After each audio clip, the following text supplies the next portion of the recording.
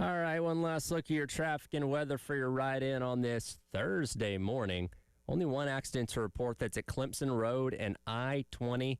Today, hey, guess what? It's going to be hot again. High of 97, a mix of clouds and sun with a chance of an afternoon or evening thunderstorm, and pretty much the same tomorrow with a high of 96. Currently 82 in downtown Columbia here on The Game.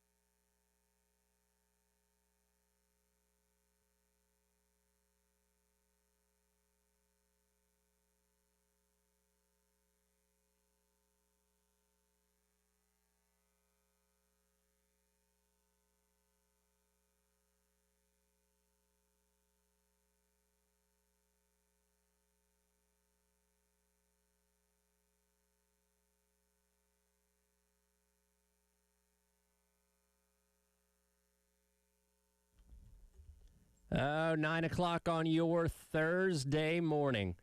Welcome in. It is the Extra Point. Tyler Head along with you. Jack Veltri will be along with me momentarily. He's figuring out his parking situation. We've had some changes over here outside the building in the bank lot next door. They've been doing a lot of destruction, not construction, but destruction if you've driven by.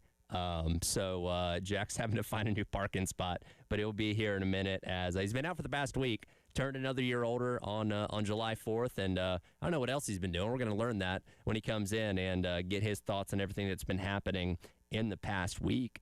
Excuse me, that he's been out because it was last Tuesday, I believe, was the last day that he was in here. So we'll get his thoughts on all that. A lot of other things to dive into as the show rolls along, as well as 58 days until kickoff. I got a little more creative, I guess, when it came to the number 58, as you know, as this might not surprise you, when it comes to finding interesting things South Carolina related for every single number from 99 to 1 as we're doing this countdown. Some days a little bit easier than others. So you'll find out in the next segment how creative I had to get with that and what exactly we're going to do when it comes to talking about the number 58 in terms of the countdown to kickoff. Also going to get into some baseball news later on the hour as a now former South Carolina assistant has found a new home, and well, that has caused quite an interesting response on social media. So we'll tell you about that a little bit later on in the show as well. But yes, indeed, Jack Veltri has finally made his way in. I apologize. I forgot about what was happening next door. I should have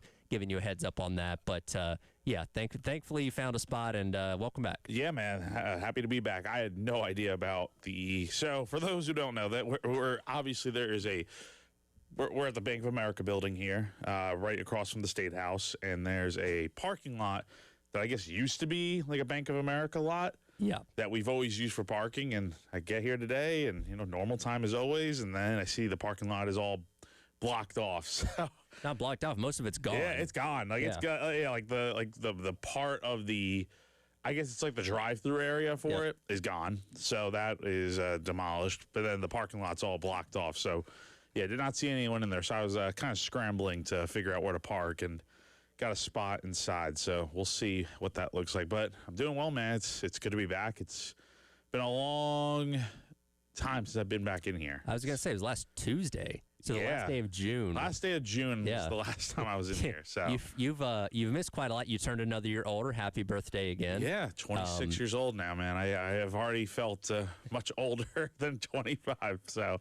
but yeah, man, I'm glad to be back here. It was a much needed vacation and time to relax and see family and everything. It was great. I was gonna say, I didn't even ask you before you left, but what did you do for the past week? So we were out in Sullivan's Island, which is out near Charleston.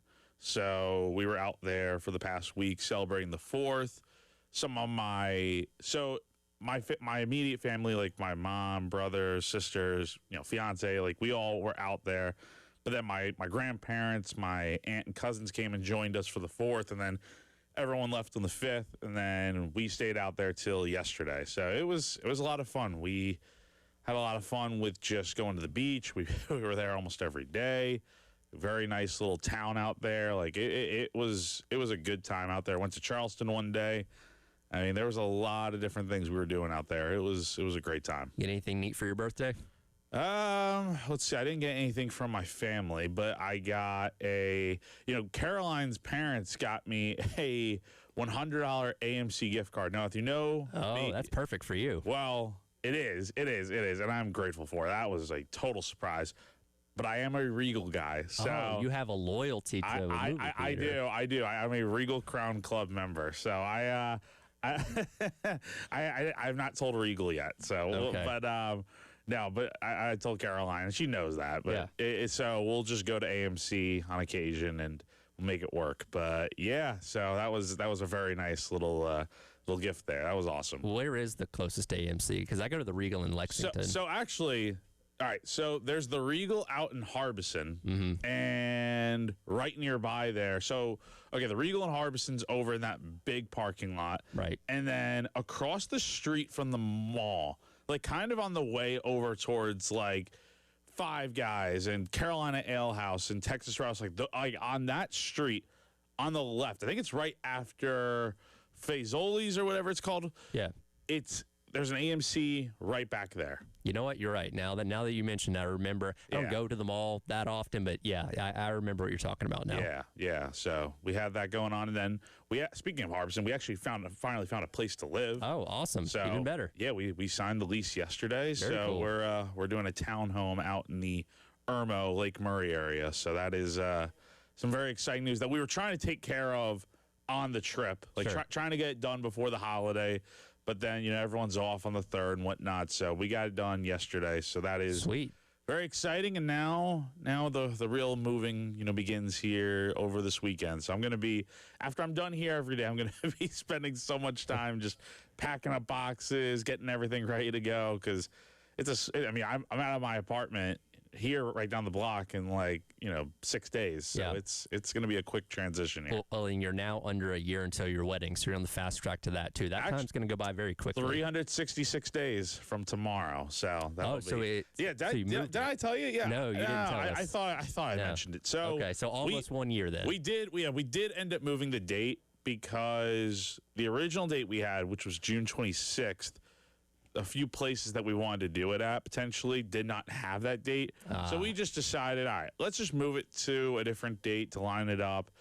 The church was still available on July 10th, and it's a little bit after my birthday. It's 6 days afterwards. Yep. And kind of our thing is that we didn't want to do a wedding during one of our birthday months, October or July, but honestly, I really don't mind it. I don't think it's that big of a deal. July 10th is still a great date, and we ended up settling on that. Awesome. Found a place for the reception, and now we just have over a little, basically tomorrow will be 1 year exactly till the wedding, which is crazy. Well, you've had a very productive week off, haven't you? Yeah. Well, we figured that part out a few weeks ago, so that part had already been figured out. But yes, going out, relaxing, but also finding a place to live. That's a little bit of stress I can take off my plate now. How tuned in have you been to everything going on around here in the past week? I as much as I've tried to stay off of Twitter and everything, I do check it every day, but it's just force of habit. But yeah, I was on, saw a little bit of it. I was not on Central that much. I'd go on for once a day, 10 minutes, just look, see what's up, and then go back to everything else. But yeah, look, I saw what was going on around here. A lot of good baseball news. I don't think there was anything too awesome. I know the Nike switch happened. Yeah, so that was fun. Yeah, we got to be out there last Wednesday. That was a lot of fun. Yeah, seeing everybody. And the one thing you missed not being there. People walking in wearing Under Armour stuff and walking out already having the Nike gear on. Yeah. That happened a lot, actually. That's interesting. But I will say, I have seen the little controversy surrounding the color. Now, I have not seen it with my own eyes, so I don't want to judge something until I actually see it in person, because I feel like the pictures online can be deceiving. But I think there is an overwhelming consensus that let's call it what it is. Nike seemingly has gotten it wrong to some degree because the color is not. It's clearly not. It's clearly not garnet. It's definitely more so looking like crimson. But again, I have not seen this stuff with my own eyes, so I'm just going off of the pictures that I see everyone posting. So I did see that over the first few days, but man, it seemed like a good time out there. Were you guys at Gamecock Traditions? Was that right? Yeah, we were at Traditions. Yeah, seemed like a good time out there. I mean, I was worried I wasn't going to find a parking spot when I got there because there were so many people there. And it's the one out near. It's the one out in Lexington, right? Yeah, right across from the Target shopping center. Well, the good news is you have the parking lot over there. Worst case. Yeah. No, I found a spot, but it was very busy the whole time we were out there, and they have that because they used to have the back room that was like Clemson stuff. And that whole room now is the Gamecock Nike stuff. And again, they switched the sign up front and all that kind of stuff. But yeah, it was cool being out there and seeing everybody just enjoy something they've been waiting a very long time for. We've been talking about this for a while now, that this was a switch that people were anticipating for a long time, and they wanted it to be Nike. It's finally Nike. It's here. And, you know, the excitement of day one was really cool. Obviously, it's cooled off a little bit in the days since, but getting to see the teams, you know, finally take the field in the uniforms coming up here in only 58 days, going to be a lot of fun. Yeah, and I will say with the whole uniform thing, too, I don't think I was expecting it to be like a completely different uniform. It's pretty much the same uniform as before with a few minor tweaks, I guess. But, you know, I think we all were probably expecting a little bit something different. It just feels like the swoosh was just added to a lot of this stuff.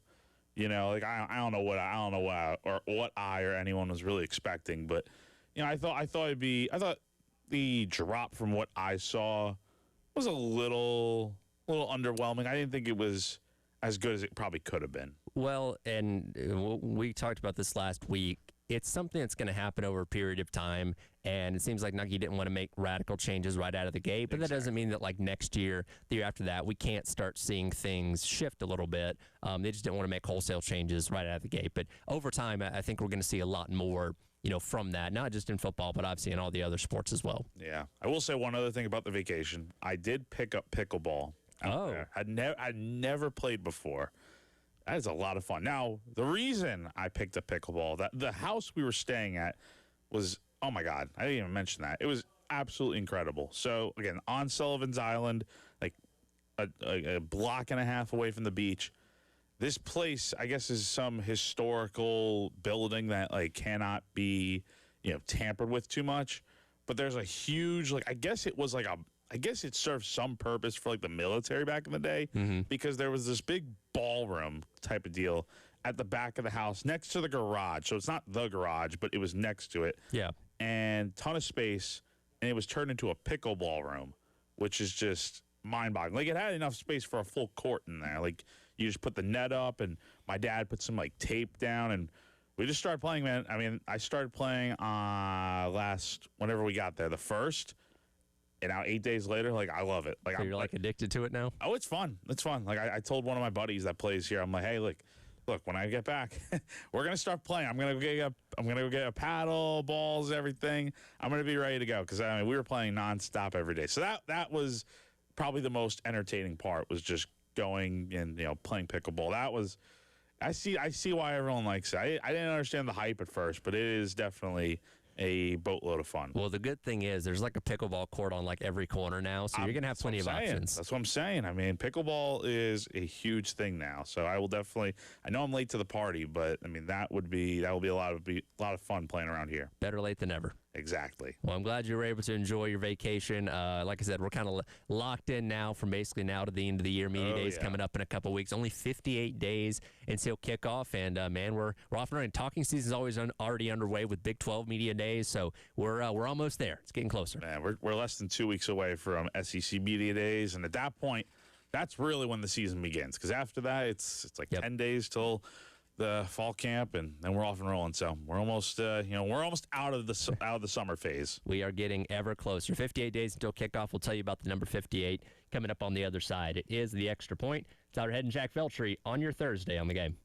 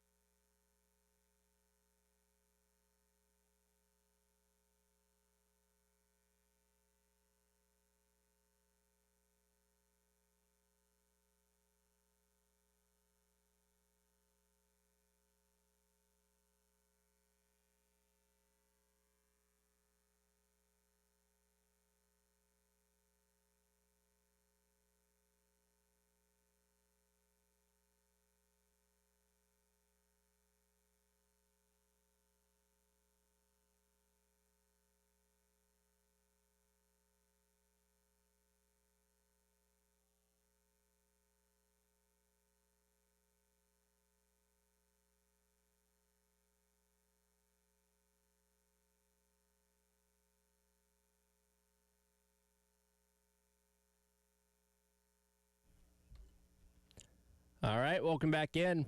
Extra Point. Tyler Head, Jack Felcher with you here on your Thursday on the game. Inching ever closer to the start of the college football season. 58 days till South Carolina squares off against Kent State to get the season started. I said this before you got in here, Jack, that I knew when I decided to do this 100-day countdown of, hey, every day we're going to take a number and we're going to correlate it to South Carolina some kind of way. Some days are going to be easier than others when it came to finding something that could easily correlate to a conversation. This time around, I had to get a little bit more creative with it, because I couldn't find anything that really stood out to me about the number 58 in South Carolina. So we're going to talk about points here. As Carolina opens up the season against Kent State and Towson, two teams that are tune-up games, cupcakes, whatever you want to call them, games that Carolina should have no problem winning. Do you need to see South Carolina score around that mark? It doesn't have to be exactly 58, but somewhere in that neighborhood to, like, feel really good about the offense coming away from the first two games? Yeah. No, you need to. I think, look, you want to win those games more than anything. So, however you win those games, you could win 3-0, right? And you'd be very concerned, but it's like, okay, you still won. Yeah. But it would, in a way, it would feel like you lost because you didn't play well enough against a inferior opponent that you should be winning, scoring 40+ points against and winning those games no problem. So, yeah, it'd be the perfect storm if you win those games, but you're also putting up a lot of points. Because I think there's a high expectation that this offense cannot get any worse than last year and, quite frankly, should be miles better than what we've seen the last little bit here under the previous two offensive coordinators. Yeah, and I have a lot of optimism that we're going to see a lot of points in those first couple games, especially when you look at the fact that Kent State last year was legitimately one of the worst defenses in college football. They gave up an average of about 34 points per game, which is 128th out of 136 teams. Towson, FCS, obviously, but they gave up 44 points to a not great Maryland team last year as well. So these are two teams that, based on the metrics from a year ago, you should be able to put up a lot of points against. And even if you did score, let's say, because 58 is kind of a weird number to score in a football game, but let's say you scored like 56 and 59 in the first two games of the season, that doesn't give you the utmost confidence that, hey, this offense is going to go out there and score 35 points a game against SEC opponents, but at least says, okay, they're doing what they should do against opponents like that. Yeah, that should be a realistic goal here. And here's the question.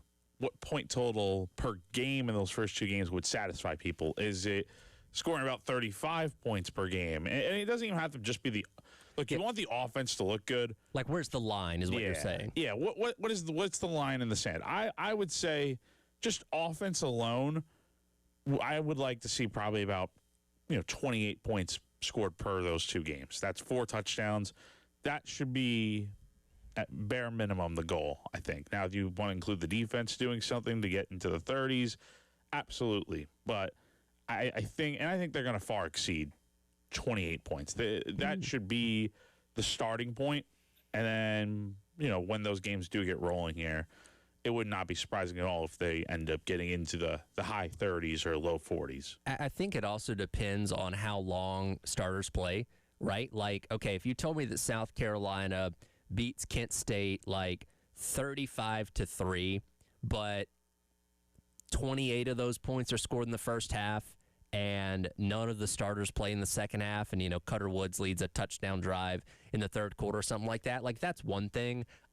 If they go out there and score 49 points over the course of the entire game because they're just getting so many possessions and running up and down the field, that's another thing too. But I think it also kind of depends on how long Sellers and Harbor and guys like that are out there on the field, because ideally you'd love for these guys not even have to play the second half, right? Because you scored so many points, you can let them rest, get some of the backups in, and make sure everybody's healthy for, Mississippi State coming up in week number 3. So I think that factors into it too. But if I had to just kind of draw a line in the sand, I'd like to see at least in the mid-30s of feeling like, okay, if the offense scores in the mid-30s in both these games, that's consistent enough for me. Now, again, I'm assuming the defense isn't going to let the other teams score that many points to where these are ball games, but that's probably where I could try and draw the line of somewhere in the mid-30s in terms of what I want to see out of the offense in the first two games. Yeah, more than anything, though, I mean, look, points are going to be scored, but you want to see some level of efficiency. You want to see an offense that can go out here and it's not 3 straight runs up the middle in the red zone near the goal line, when you have first and goal. You want to see an offense that is going to try different things. I think that is the most important thing of those first 2 games. Sure. Is you're not giving away the entire playbook in your first 2 games of the year. You're going to save some stuff for when SEC play gets going, when you're going to Alabama and you're playing Mississippi State, like those types of games. I don't think you're going to be throwing the whole kitchen sink out there, as they may say, for those first 2 games. But you want to look good, and you want to do some different things that are going to just show that, hey, this offense is not what we've seen the last few years. It's going to be a different take. It's going to be versatile. It's going to cater to everyone's skill sets, and it's going to make the whole offense and whole ship as for the team move a lot more better, function better. Yeah, ideally, you'd like to be able to keep some things in your back pocket for when the conference games do come up. So, yeah, seeing just kind of a, not vanilla, because that's too basic. These are games that count. So you're going to see a little bit more of an expanded playbook than you would see like in a spring game. But knowing you still have some things in your back pocket going into Mississippi State, Kentucky, Alabama, Florida, and all those games that come up after that is ideal. Because if you're in like a shootout with Kent State in week number 1 and you have to start pulling those things out, well, guess what? That means your opponents now have tape on that, and you can't catch them by surprise a couple weeks later. Yeah, exactly. So that would, the worst thing you can do here is try all these new things, and if it doesn't work, look, I think you're still very much going to win those games. I think I'd rather see this offense try some different stuff and fail doing it, rather than just be basic and feel like the offense that we saw last year, right? Yeah.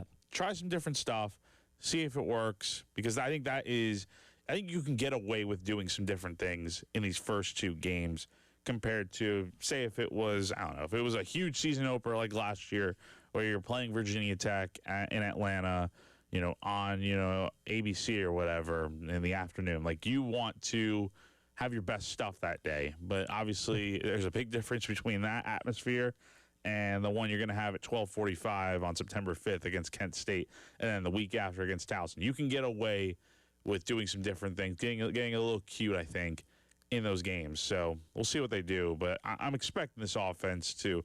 I don't think it's going to be the full version of what we see from this group offensively.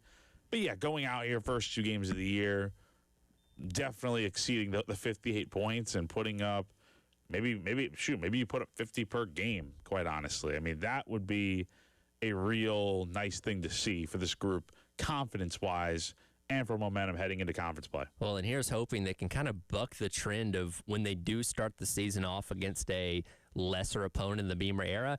It hasn't usually gone all that great. I mean, you played like the worst team in FCS the first year in Eastern Illinois, and I wasn't here, but I know talking to Wes and Chris, people weren't satisfied with how that game went down in a lot of ways. Next year, you played Georgia State. You were down in the third quarter to them by 2 points before you turned it on there and scored a couple touchdowns to pull away there in the second half. And then, of course, you know what happened with Old Dominion 2 seasons ago, where we're sitting there watching this team struggle, thinking, oh, my God, the Monarchs are going to come in and upset South Carolina in week number 1. Thankfully, that didn't happen, but still it was a nail-biter. That did Kennard force a fumble? Somebody got a turnover there at the very end. It sealed the game. That was a few years ago. I know Kennard was involved on that play. I can't remember for the life of me off the top of my head who scooped up that ball. But ideally, don't have a game where we have to be worried and sitting on pins and needles until the very end. Blow these guys out. As I always say, whenever you take on a G5 team, an FCS team, crush their spirit by halftime. Because if they go into the locker room, down 3 or up 7 or something like that, that belief that they can win that game is still very much there. Crush them, be up by 4 touchdowns, and don't even give them a thought of a chance going into the locker room to think that they can pull an upset. You'd like to see that. But as we know, it's easier said than done. And look, these teams that are coming in, they have no chance, obviously, but they're coming in here thinking that they can, do something crazy. They're not going to have the pressure in these games, right? If they play well against South Carolina early, the pressure's on South Carolina then. And let's see how South Carolina handles pressure. I think that's another underrated aspect. As much as you want to see this team look good, do everything right, if they do encounter any adversity or pressure, let's see how they handle it. Because I think that's something that's going to be so critical when it gets to these games in the fourth quarter that you struggled in last year to finish it out. let's see how they handle the adversity and the tough moments if they do come early on in the year. Jonathan weighs in on the text line, says, I just want to see the offense look competent, look like we have a grasp on the offense, minimum dumb penalties like false starts, and ideally see them score in the low 40s. Maybe no sacks. I would say, no sacks, please. Yes. Or if you do take sacks, not a high number. Like 1 sack here or there, okay, whatever, that's fine. But, like, I don't need Sellers running for his life in these first 2 games. No, you don't.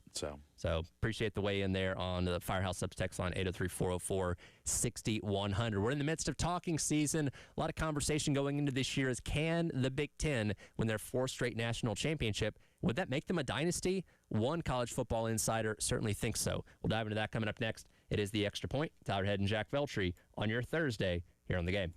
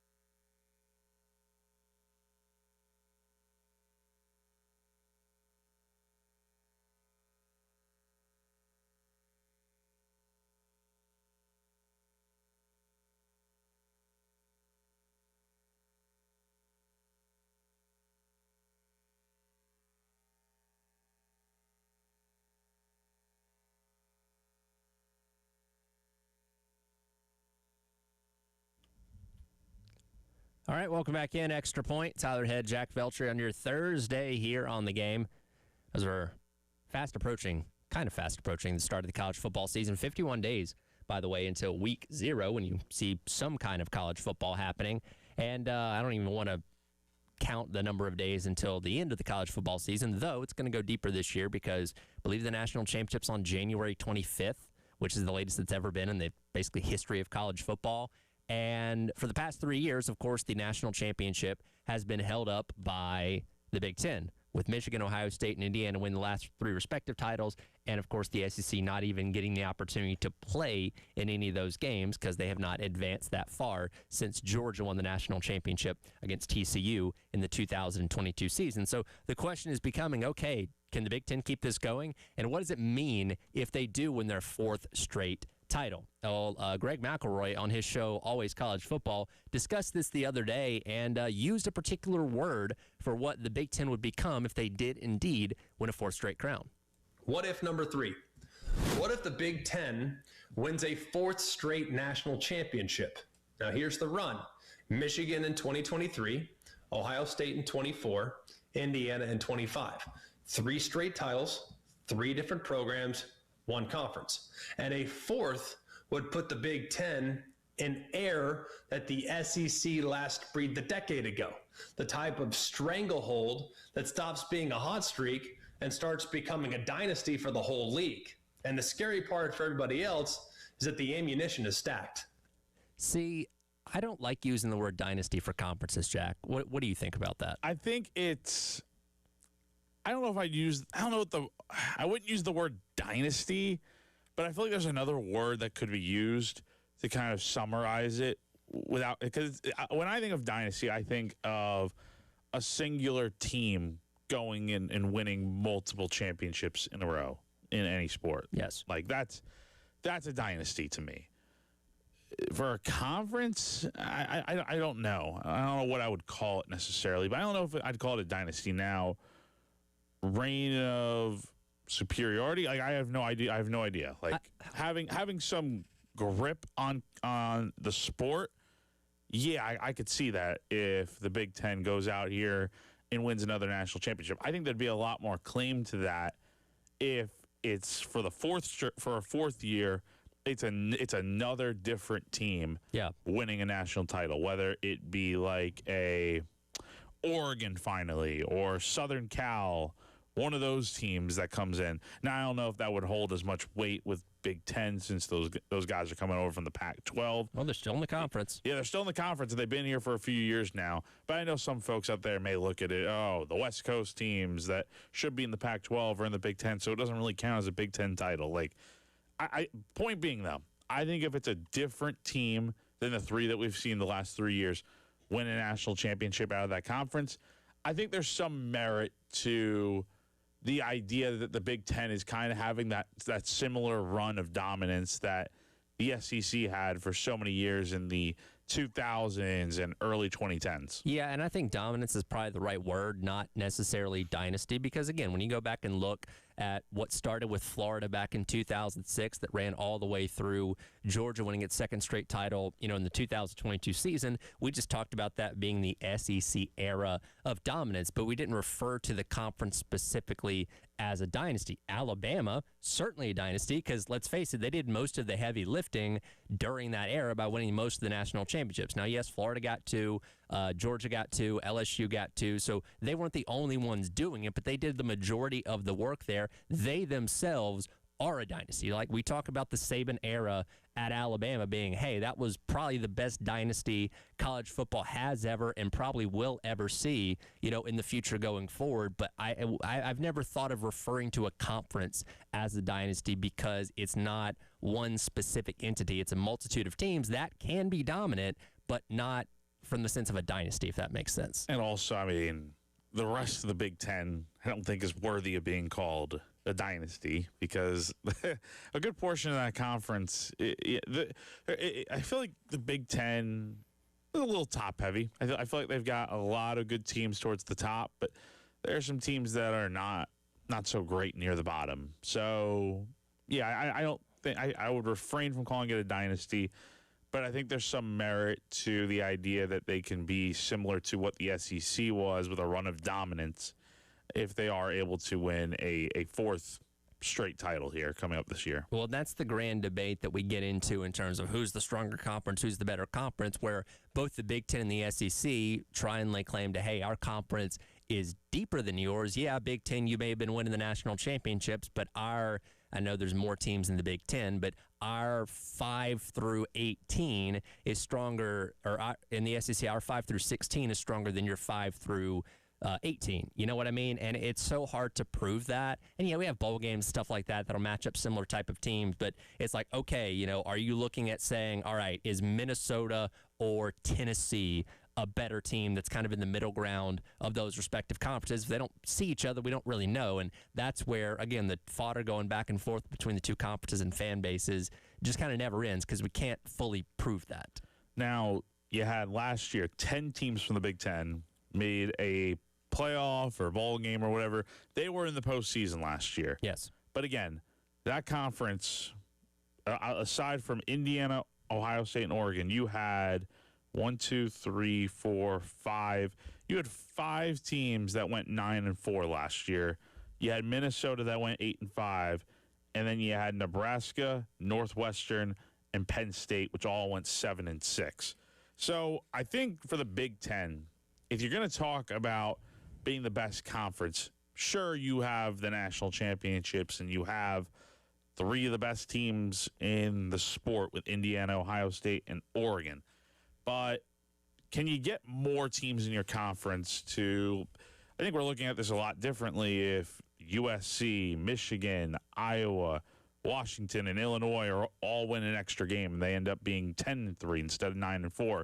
We look at them as definitely being the superior conference, and maybe they are the best conference in the sport right now. But I think if you can get more teams to be, kind of on that, I'm not talking on that same level as the 3 that have won national championships recently, but can you get those teams to be, somewhere in contention for the playoff?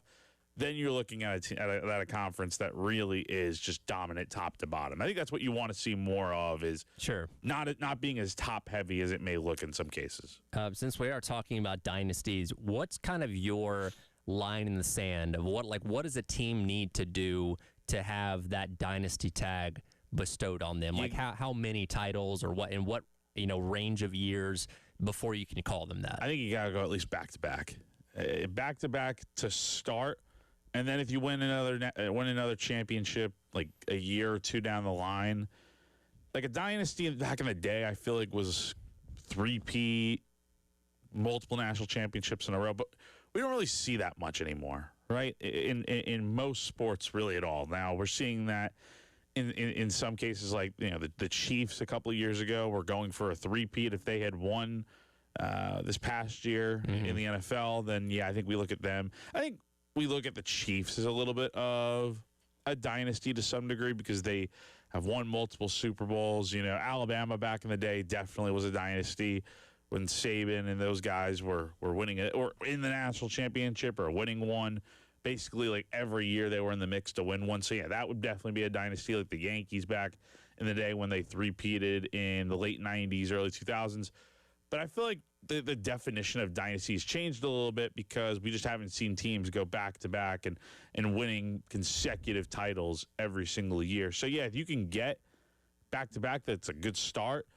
But I think winning multiple within, let's say you win 3 in, a 5-year span, I think that's a dynasty. That's kind of where I'm at. I look at 3 and 5 years because, Georgia went back-to-back a couple years ago. Clemson won 2 and 3 years. Florida won 2 and 3 years back in the 2000s with Urban Meyer. But I think that's kind of on the cusp. I think when you win that third win in, a 5-year span, it's like, okay, now you've entered yourself into that dynasty category that, again, only, really Alabama has been able to do in the past 25 years. So that's kind of where I draw the line in terms of, okay, now I'm ready to call you a dynasty. Yeah. So I think at bare minimum, 3 titles. In 5 years. 3 titles in 5 years, right? I think makes you a dynasty. We'll come back and wrap up hour number 1. A former South Carolina assistant baseball coach has a new home. We'll tell you about that next here on The Game.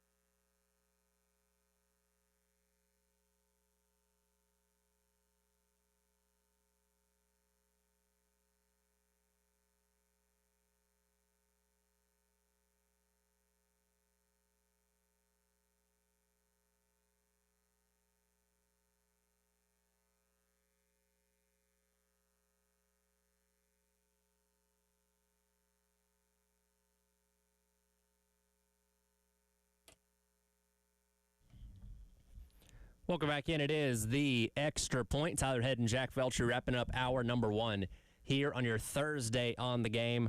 Of course, in these past couple weeks since Kevin Schnall has been made South Carolina's head baseball coach, he's been very, very busy on the recruiting trail when it comes to bringing in guys, from the transfer portal, and pretty much, I think, all but filled out the roster at this point in time, right? There may be a couple spots left, but he's almost got it all done, right? Yeah, he is at, I believe, yesterday when I was counting it up, they are at 34 players on the roster as of right now. That's a full roster, but I do think we could see it wouldn't be uncharacteristic to think that South Carolina is going to go out here and add a few more guys, go over a little bit, and then, when they get into the fall, because you can have as many guys as you want right now, but when the season begins, you have to cut it down to 34. So we'll see. And then you get the draft this weekend, so that could shake up things a little bit. As far as if some guys leave to go pro, then that might change your plans a little bit. That's a bigger discussion for tomorrow. But yeah, I think your work at this point it's getting close to being done, but I don't think it's fully done yet. So we've been focusing a lot on what's been coming in, not as much as what's gone out and where other guys are headed, including former assistants. But we did learn yesterday Terry Rooney has been hired as the next recruiting coordinator at Wake Forest. Again, a lot of interaction with South Carolina Wake Forest in the transfer portal in terms of assistants, a lot of players coming over as well.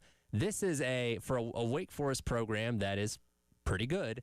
This is a interesting hire, to say the least, right? Yeah, I would say so. I can't say it is a good hire because look at what he did at South Carolina. It definitely does not scream that, oh my gosh, this is an amazing hire. Like I saw one tweet yesterday saying this is a very good hire, and I'm internally just like, what are we talking about here?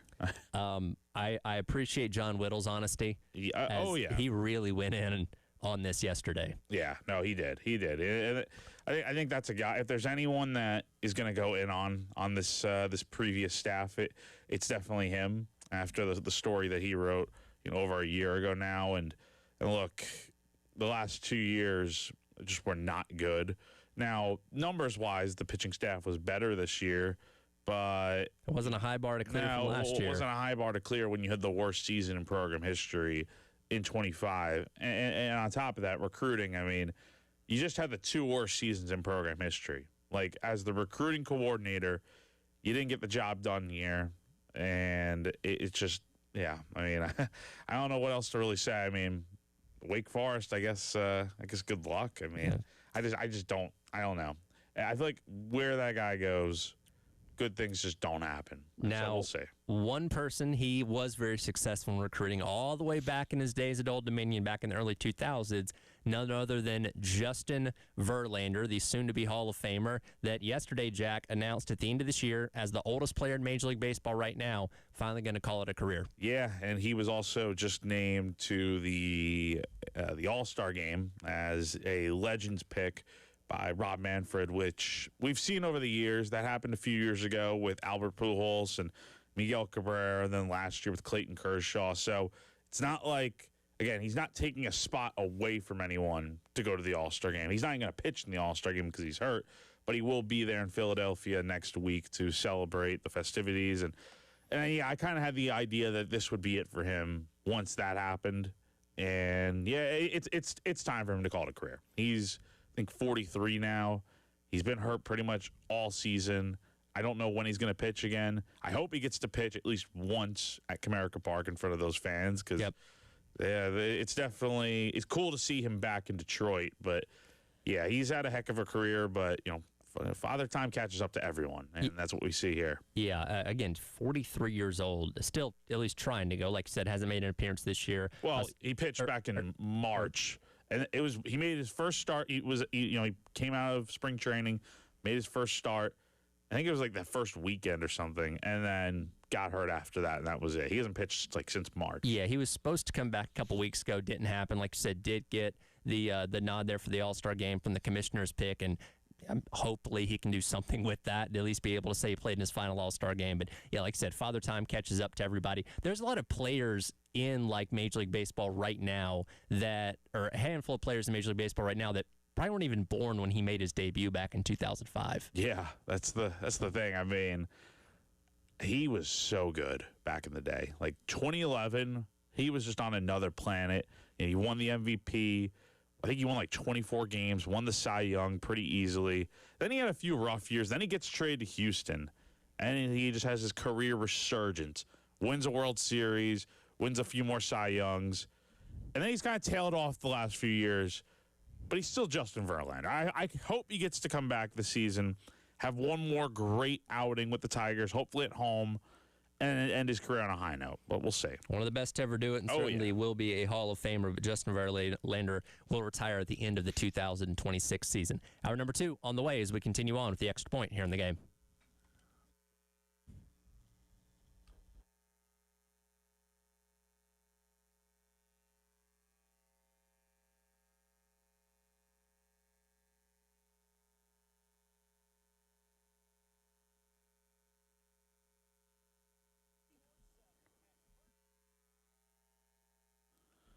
At AAA Heating and Air, home comfort is their top priority. Give them a call today at 803-677-1500 to schedule a seasonal maintenance appointment. Let AAA Heating and Air's qualified technicians put your mind at ease with a thorough inspection and cleaning of your heating and cooling system. Join their popular AAA Comfort Club to take advantage of special extras such as flexible visits, added discounts, and priority scheduling. AAA Heating and Air also offers indoor air quality products that work with your HVAC system to improve your home's air quality. Cleaning the air eliminates common household odors, removes allergens and pollutants, and can even improve sleep and reduce the spread of some viruses.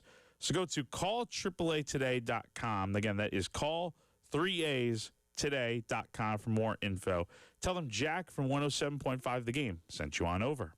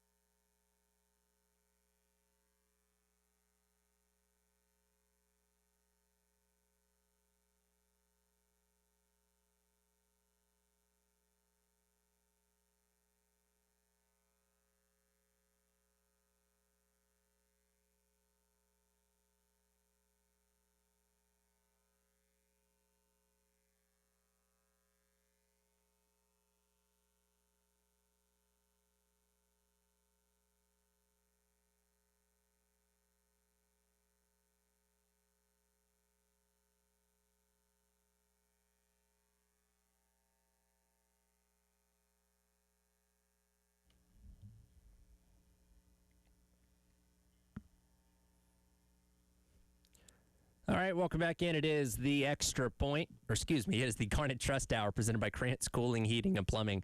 Tyler Head and Jack Veltri along with you here on your Thursday on the game. Coming up in about 15 minutes. Going to do something a little bit different today. Typically in this hour is when we hear from student athletes and people involved with the teams when we're able to get them in studio or record some stuff with them. Something a little bit different today. If you remember a couple weeks ago, Jimmy Francis, the quarterback for South Carolina, one of the backup quarterbacks to Lenore Sellers, did this show with Wes Mitchell, and they talked about what he's doing now with 1801 Media, hosting the Jimmys and Joes podcast, where he actually had Coach Beamer on a couple weeks ago. We, of course, haven't really heard from Beamer in a while because the summer is not a period of time where we have, press conferences and things like that. So our friends over at 1801 Media have been fortunate or grateful enough to allow us to have a clip from that episode that he did with Coach Beam. We're going to play that for you coming up here at about 10:15. Let's hear that. The full conversation can be heard on the 1801 YouTube channel as he and Jimmy Francis talked for about an hour. But we're going to play a little bit of that interview coming up here in about 15 minutes just to be able to hear from Coach Beamer and, hear some of the stories that he told with Jimmy Francis. And it's a good conversation. I've checked out, the full thing on YouTube and excited to, again, just hear a little snippet of it coming up here in about 15 minutes. No, it'll be great. It'll be great to hear what Shane's got to say, and it seems like Jimmy Francis is doing some pretty big things with that podcast of his. So good for him. He's a natural behind the mic. I'll give him that. Of course, being a backup quarterback in college football, the opportunity to continue playing the game is probably not something that's going to be going for him past college. Coaching obviously out there, but I think he's got a future in media, man. He's really good behind the microphone, and that interview he did with Wes and what he does with 1801 Media certainly setting him up for success if he wants to continue down that path. Yeah, no, I was listening to him and Wes on the radio driving a few weeks ago, and he definitely has the voice for it. He sounds like a pro back there, and yeah, football does not work out beyond college. I did hear he wants to get into coaching in some degree when he was talking with Wes. So if that works out, great. But if not, he definitely has some future in podcasting or media, whatever it may be, for sure. Again, well, let's hear some of that conversation coming up here in about 10 minutes. But we've been talking a lot this week, Jack, since you've been out, about bowl projections. And as I said yesterday, I love bowl projections. I'll read them in January. I'll read them in July. I'll read them in October because I always love to see where people's heads are at when it comes to, hey, this team's going to be this good, this bad, or they're going to be in the playoff team. They're going to be a Citrus Bowl team, whatever it may be. And for Carolina going into, a critical year for Coach Beamer, just getting back to a bowl game is the bare minimum for, I think, everybody in this fan base of, hey, you at least have to accomplish that to make sure that this season's a step in the right direction. And one of the projections we talked about yesterday was from Athlon Sports that had South Carolina projected to play in the Music City Bowl taking on Nebraska. Now, we asked the question on our Twitter page yesterday as well in our IntelliSystems poll question of the day, would you be satisfied with the season if that was the result? 3 options, yes, no, and depends on how we get there. Depends on how we get there. 1 with 37%, no in second with 35%, and yes in third with 28%. Now, I think it's important to mention here, because Bill and I talked about this yesterday, the Music City Bowl is no longer reserved for like 6-6 SEC teams. Missouri went as a 9-win team a couple years ago. Tennessee went last year, I think, as an 8-win team. So it has raised its profile. I think the perception of it is still a low-end bowl game in the SEC, but you could still have an 8 to 9-ish win season and go to that bowl game if that does end up happening. To me, I view the Music City Bowl as the in-between bowl game. What I mean by that is you have the Florida-based bowl games that are the best of the best, right? Like the Citrus Bowl, the Gator Bowl, the ReliaQuest Bowl. Those bowl games, I think we view as the best ones for the SEC. Then you have your Birmingham Bowls, your Texas Bowls, all those bowls that, like, you just don't want to be at. The Duke's Mayo Bowl, although that is nice because it's right here, and I think that's a fun bowl game to be at. I think in between that, you have the Music City Bowl. It's not the best of the best, but it's certainly not the worst. Being in Nashville around New Year's Eve, I think you could do a whole lot worse if you're a Gamecock fan. And I believe that's also a bowl game that South Carolina's never played in, if I'm not mistaken. So I don't think it would be that bad. I think that shows that you had a decent year, 7, 8, maybe a 9-win team. Maybe the SEC is really good this year, and you're not going to Florida for whatever reason. I think a trip to Nashville late in the year, because you're not going to Nashville this season anyway to play Vanderbilt at all. So heck, Vandy's not even on the schedule. So yeah, a trip to Nashville for the Music City Bowl. This is the last year of the Titans' current stadium?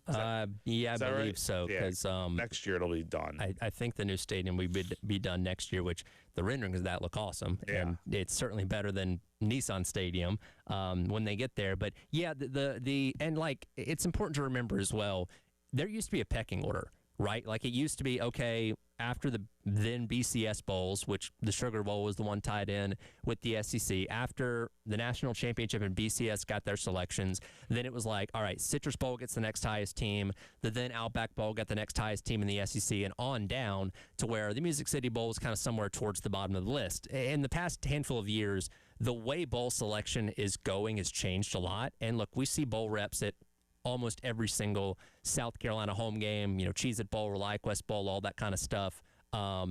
Talking to people at the school and all that kind of stuff, because they try and look at it from, okay, who's going to benefit us the most by being here? Like when South Carolina got to go to the Citrus Bowl a couple years ago, hey, here's the South Carolina fan base, very passionate. We know they travel well. They would bring a lot of money to the city of Orlando because they haven't been in this bowl game in a long time, and that went into them being selected in that bowl game. And same thing here. Like if Carolina was going to go to the Music City Bowl, the city of Nashville would be like, hey, we have a fan base that we think is going to travel well. It's going to fill up the hotels and restaurants and bars and all that kind of stuff and bring a lot to the city of Nashville, in addition to being a good crowd for the game as well. Absolutely. So I think a bowl game like that, I think it indicates you have a decent season. I think it's a fine destination. Now, I say Nashville sounds great and all that. I have no idea what the weather's going to be like in late December, around New Year's in Nashville. Heck, it could be freezing for all we know. So it could be pretty miserable out there. But again, I think it's a fine destination. I view it as middle of the pack in terms of it's not Florida, it's not the sunshine. Like those are the bowl games I think you want to go to. Sure. If you are going to be in one. But at least it's not like Birmingham or, I mean, it's in the same state as the Liberty Bowl out in Memphis. So I don't know. We'll see. But it would not be a bad destination by any means, I don't think. The Birmingham Bowl has just kind of become like the punching bag. The punching bag of bowl games. And I know Carolina obviously had their awful experience there years and years ago. But I think when we kind of refer to like, hey, what's the bowl game nobody wants to go to? It's like, oh, it's definitely the Birmingham Bowl. Oh, yeah. I mean, that does not sound like – I feel like it's that. You have like I don't think the SEC is even a representative for this game anymore, but the Independence Bowl out in Shreveport, I feel like is another one that you just don't want to go to. Heck, I think Coastal had to go last year. Wait, that was a bowl game out in Alabama, I think, in Mobile. But yeah, I mean, it's not a destination out in Birmingham that you really want to go to. I think people still have scars from that 2010 game out there when it was the PapaJohns.com Bowl. And apparently it was the coldest game ever. They ran out of food, hot chocolate, and all that kind of stuff. And then you got dismantled by UConn of all teams. You'd hope it's a different experience 16 years later. But, yeah, I mean, one bowl game I would like to see South Carolina eventually go to. I think it flips back and forth every year between the SEC and the different leagues, because I know Florida played in it a couple years ago.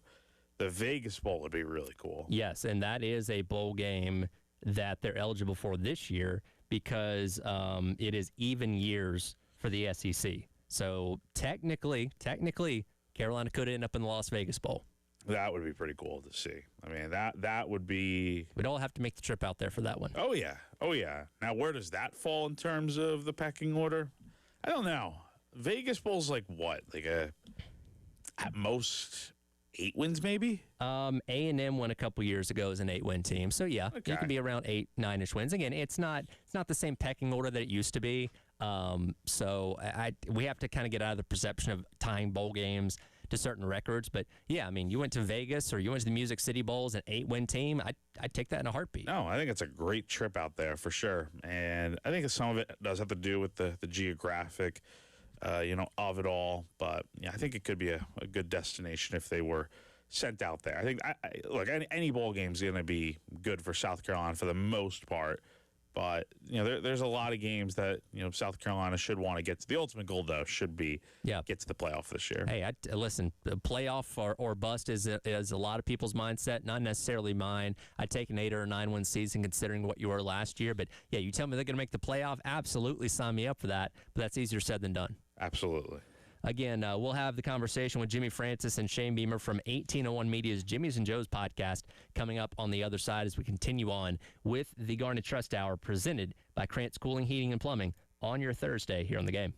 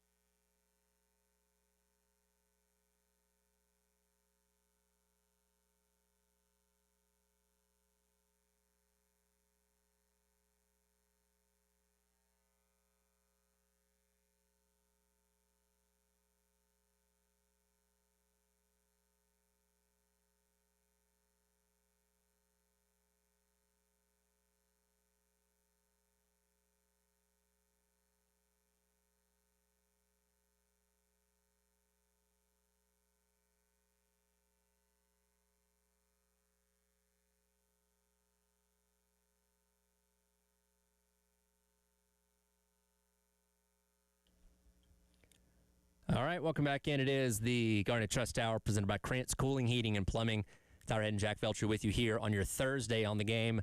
Again, we're in the midst of summer right now, and it's been a while since we've heard from Coach Beamer. We'll hear him at the podium at SEC Media Days coming up here in a couple weeks. But he did join Jimmy Francis, Gamecock backup quarterback, who was recently featured on the Garnet Trust Hour a couple weeks ago alongside Wes Mitchell on the Jimmy's and Joe's podcast via 1801 Media, which is a division of the College Sports Company. And our friends at 1801 Media have allowed us a little snippet from that podcast, but you can watch the full thing on their YouTube channel at 1801 Media. But here's the conversation between Jimmy Francis and Shane Beamer from the Jimmy's and Joe's podcast recently. Today, we're very proud to announce that we are joined by none other than our only head coach, Shane Beamer. Coach, thanks for being here. It's great to be on. Finally. Yeah. I've seen all the guests that have come on here, and I'm starting to get a little upset that I hadn't been invited to join, so appreciate you finally having me. We had to build some anticipation before we broke out the big gun. Understood. Awesome. So as we transition from spring ball, past summer break, into June, kind of what are your goals with the team and what needs to be the focus right now as we go through summer workouts? Yeah, summer's huge. You hear a lot of coaches talk about dividing the season into quarters. Mm-hmm. First quarter is the winter, and second quarter is spring practice. Third quarter is the summer. Fourth quarter is preseason camp, which makes a lot of sense to me, and that's where we are right now. But the summer's critical. We've gone through spring practice. We know who the team is. Everybody is here right now. There's not as many distractions as there are during a normal school year or during the school year, whether it be, obviously you guys are taking classes, but from an academic standpoint, there's less of a load. So it's pretty much all just football right now. Yeah. And it's an opportunity to really, get better as a team, but come together as a team. And that's the goal right now, is just really everybody is in the same boat across the country, and how good a summer can we have? And let's strive to have the summer standard that matches what we want the standard of this team to be about this season. And then with having recruiting camps and official visits and everything, how does that take up your schedule, and then balancing that with team activities? Yeah, I laugh. Like, people will come up to me and they'll be like, how's the summer going? Or how's the off season? Down. Yeah. And June's probably the busiest month of the year for me. Like, literally, in the entire month of June, there is not a day off. Not a Saturday, not a Sunday. I mean, it's literally from June 1st until, I think, the last Saturday in June, we technically have off. June, whatever it is, 26th, 27th. Yep. So until that Saturday, we're doing something every day. And it's awesome. So every day in June for us is either we're working with you guys, because y'all are working out every day as a football team and in summer school. So we're with our own team. We have on the weekends, we have official visits. So we've got high school prospects going into their senior year that are taking their official visit to South Carolina, which means that a prospect and their entire family come to Columbia on Friday afternoon, and they're here until Sunday afternoon. Yeah. And you're with them basically for 48 hours straight. We're doing camps, whether it be, I think we have 5 high school team camps where we'll have 20 to 24 high school teams a day that'll be on campus going through camp. It's a great opportunity to spend time with those high school coaches and those players. We have individual camps where somebody in high school comes and spends the day with us and goes through camp and gets to get coached by us.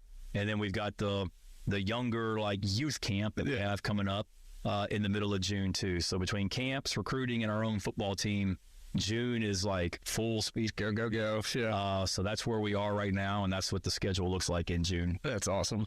So growing up, your dad obviously had a really successful career at Virginia Tech and elsewhere. When did you kind of realize, hey, this is the path I want to follow, and I'm going to make this happen too? Pretty early. I was always around the game. He took the Virginia Tech job when I was going into 5th grade. Mm-hmm. Before that, he was the head coach at Murray State out in Kentucky.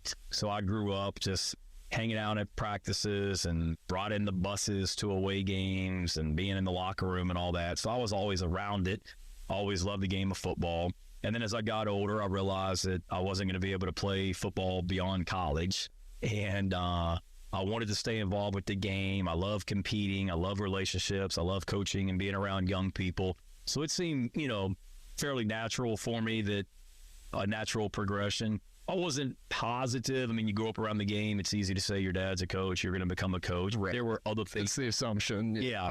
There were other things I was interested in, but I always felt like this is what I wanted to do.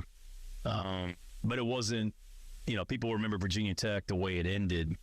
But when I was in high school, I mean, they were struggling to get it. Right. It took a while to get the So, I mean, he took the Virginia Tech. Mike Vick didn't get there on day one. Exactly. Yeah. So he took the Virginia Tech job, like I said, going into my fifth grade year. Yeah. He took the Virginia Tech job, like I said, going into my fifth grade year. Yeah. It was my junior year in high school before they even went to a bowl game. Jeez. Okay. His first 6 seasons, when I was in middle school and high school, he had 4 losing seasons in his first 6 years. So it wasn't like I was, basking in all the glory. Yeah. And all this and Sugar Bowls. It was some lean years, but I was able to see in those lean years what the profession is about, the impact that you could have on people. Yeah. I saw what a thin line it is. That's why I appreciate winning so much and say It's not easy to do regardless. Yeah. absolutely. So I saw the lows, if you will, at a critical time when I was in high school, and being able to be around the game in college pretty much solidified it for me. And then my very first job in coaching was as a graduate assistant at Georgia Tech. And I started that, I think, in the summer of 2000. And it was one of those, okay, I'm pretty sure this is what I want to do. And then from the first day that I ever worked, it was like, man, this is awesome. I love it. Locked in on Never that. look back. That's awesome. So, I mean, I guess you've really got a chance seeing those early years with your dad to understand how adversity can have so many positive benefits to it, and just what you learn in those hard years, how that translates to when you are on that high spot and having a good season. Yeah, there's no question. I mean, there were so many close games that they lost. The 1992 season was his 5th year, I guess, or 6th year at Virginia Tech, and in that season they only won 2 games, but they had 6 games that year where I think it was they either led or they tied going into the fourth quarter, and they just couldn't finish games. Right. We dealt with that a little bit last year, but I saw how they handled that adversity. Saw how they then responded the next year where they won 9 games and beat Indiana in the Independence Bowl and never looked back. But just being able to see there's highs, there's lows, trying to stay consistent, weather the storm, how you treat people doesn't change. I mean, there's so many lessons that I learned during those down seasons that if you will, that, help me now today in the role that I'm in. It's great. So you mentioned there were other things you were interested in. Were there other sports you played growing up, or kind of where'd you have your head at? Yeah. So I was really more into basketball and baseball. Okay. So growing up, I was in Kentucky, like I said, through 4th grade. I played Little League football in 4th grade. But other than that, I played basketball and baseball. And then we moved to Virginia going into 5th grade. And I really kept the whole basketball, baseball thing going. I never played Little League, Pop One, or whatever you want to call it. And a lot of it, Jimmy, was I kind of resented the people that just automatically assumed You're a football player. Exactly. That I was supposed to, 1, play football, and 2, be good at football because my dad was the coach. Like, I can still vividly remember, like, the Little League coaches in Blacksburg, Virginia, coming up to me and being like, why aren't you playing football? You're supposed to be playing football. And it used to bother me, like, why? Right. My dad's the coach, but it doesn't mean that I'll just automatically play football. It's the same thing I tell my son now. So I was more into basketball and baseball, played that 5th grade, 6th grade, 7th grade, 8th grade. Finally, in 8th grade, I played football for Blacksburg Middle School, the school that I went to. Continued to play baseball and basketball. And then as I got to high school, really just focused on football and baseball. Football ended up being my best sport, if you will. So really focused on that, but also enjoyed playing baseball and loved that all through college. Wasn't good enough to play beyond high school in baseball or basketball, but continued to play football in college because I was better at that. Did that through college, and then, like I said, it was always coaching. It was always coaching. Sorry. It was always coaching, not trying to destroy the new it's beautiful, by the way. Brand new. Yeah, it's awesome. I always knew I wanted to get into coaching, I felt like, but regardless, I knew I wanted to be involved with helping people. Coaching is teaching in so many ways. So if I hadn't coached, I was interested in like just something from an education world, teaching, being a guidance counselor, whatever it might be in schools. And then because I love sports, I always felt like I knew I wanted to be involved with it, and the media aspect of it always kind of interested me. So actually, after my senior year in high school, I had a job offer before I became a graduate assistant. I had a job offer at the local NBC station in Roanoke, Virginia, to be like a entry-level type reporter. And potentially be like the number 3 sportscaster that maybe like you would get to do the Saturday night 11 o'clock news or whatever. That could have been the next Ron Burgundy. Maybe. Exactly. You stay classy, Blacksburg and Roanoke. But I thought about it, but I'm like, you know what? I really want to do this coaching thing. Let me give this a shot and make sure it's what I want to do. And that's what I did. So there was never really any options. Football is my best sport as a player, and coaching is what I love to do. You feel like your baseball background is translated to wiffle ball in the winter? Maybe. I've had some decent performances in the wiffle ball. I think it shows up. It's kind of like riding a bike. You never lose it. Yeah, a couple clutch hits over the last couple years. This past year's performance wasn't one that I'm proud of. I think I popped up twice. But I think it shows up for sure. So being around your dad and kind of having him as a built-in mentor, what are some important lessons that you've taken from him, and how have you been able to translate that into your own career? I think it was two things really come to mind. It's how he treats people as a coach. Like being the head coach of Virginia Tech, you were in a small college town. Everybody knew who he was. Being the head coach of South Carolina, you're in an SEC, you're in a college town. Right. People recognize me, which is great, but understanding treating people the right way, whether it's people in public, whether it's the players you coach, the coaches you work with.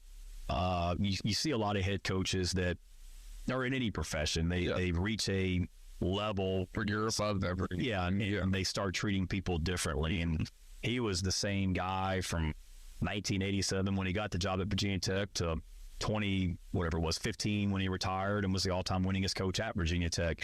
He always treated people the same way. I definitely have taken that from him, I hope. And then I thought he always just did a really good job from a consistency standpoint. Win, lose, whatever it may be, there was a steadiness to him that I think you have to have as a leader in any profession, whether it's sports or not. I always admired him for that. I've worked for some head coaches where you kind of come in the building each day and everybody's on eggshells trying to figure out what kind of mood the guy's in. Yeah. And my dad was always, as a coach, steady, consistent, and you knew who you were going to get. Yeah. Right. You knew what you're going to get. And hopefully I've taken those two things from him and have been able to emulate those in a lot of ways. Yeah. So there you go. There's a snippet of Coach Beamer's conversation with Jimmy Francis on the Jimmy's and Joe's podcast via 18101 Media through the College Sports Company. Again, you can check out the full conversation. It's about an hour long on their YouTube channel over there at 1801 Media. But again, we haven't heard from Beamer in a while, so a good little bit there to listen to with this conversation with Jimmy Francis. We'll talk about it on the other side as we continue on with the Garnet Trust Hour presented by Krantz Cooling, Heating, and Plumbing on your Thursday here in the game.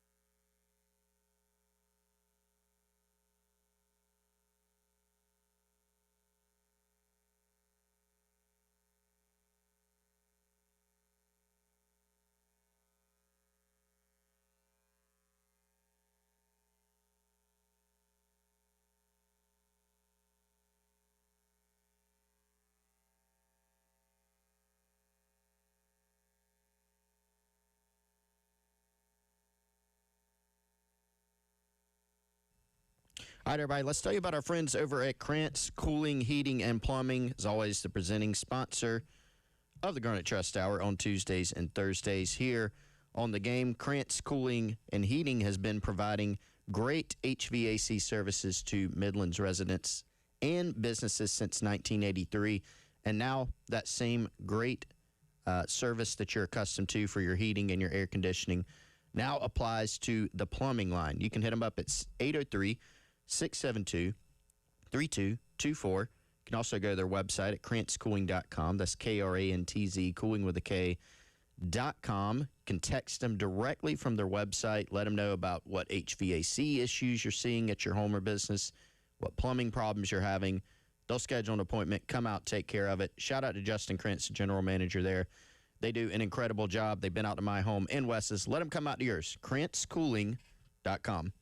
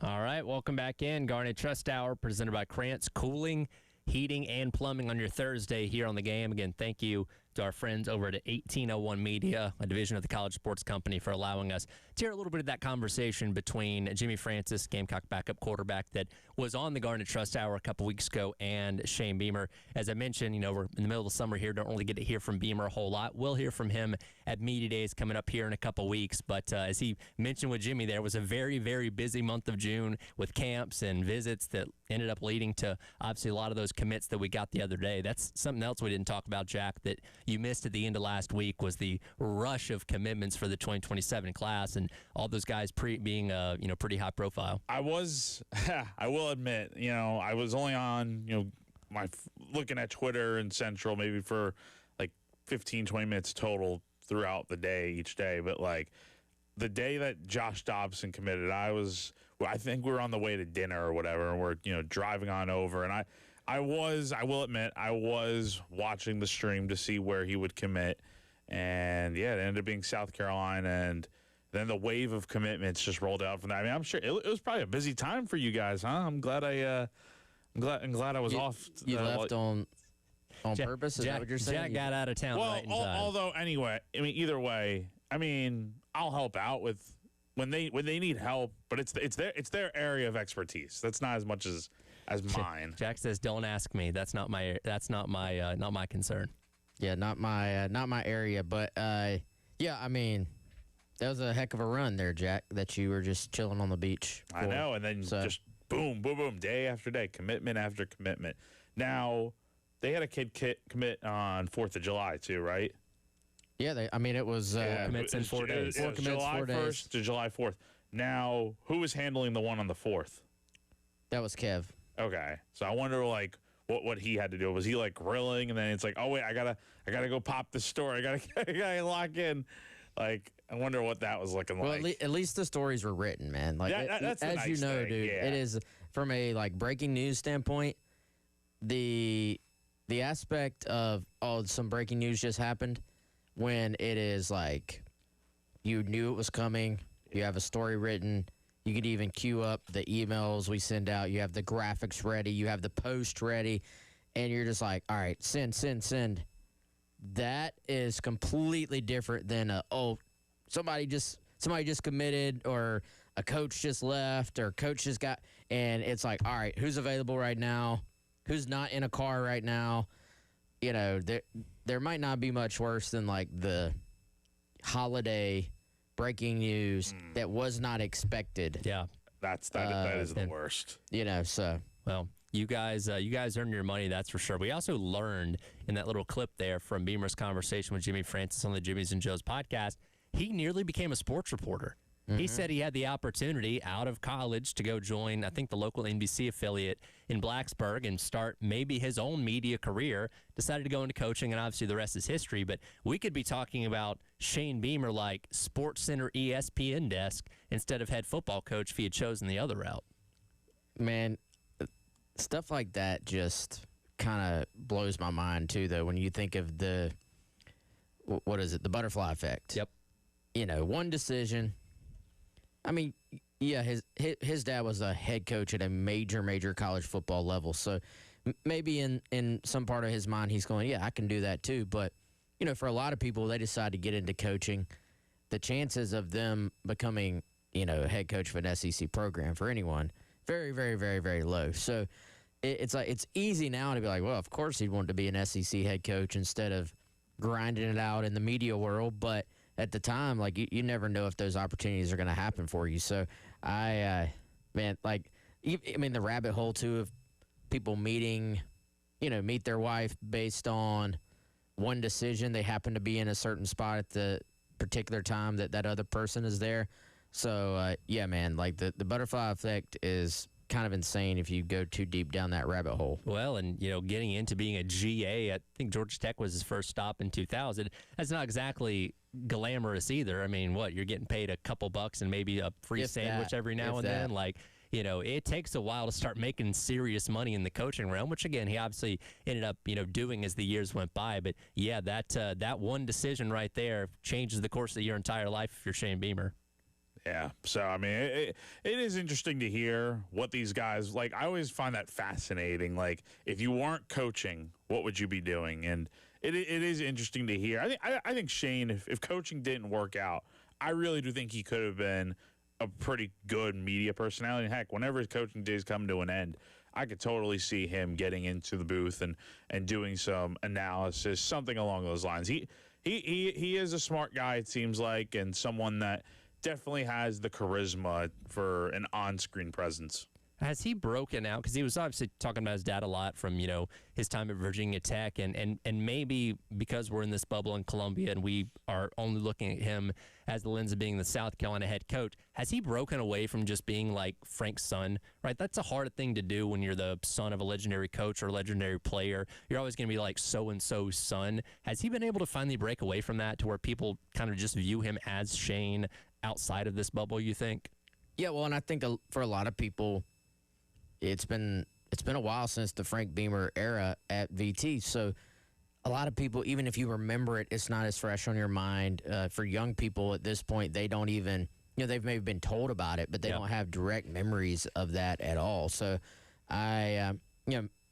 Jimmy made a little joke about like, Mike Vick wasn't there at the time. Well, does an average like high school football player remember, oh yeah, Mike Vick played for Frank Beamer, who is Shane's dad? Like, maybe not. Like, right. I think with anything that the amount of time that goes by kind of changes the perception of things. And, for a lot of people, it's kind of like when you're growing up.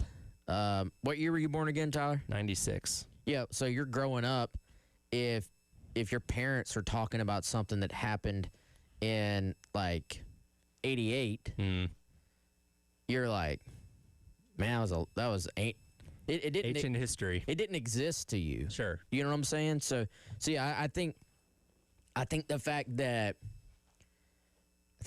Shane Beamer has made it on a major level has allowed him to get out of that shadow some. Whereas, like you look at someone, Steve Spurrier Jr., he's always been an assistant coach. So. And he shares directly his dad's name. That doesn't help.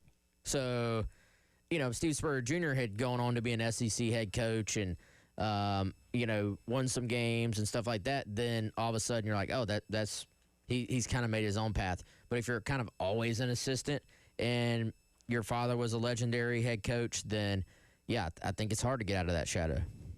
It's year 6 too. Like Wes said, he's made it to this point to where.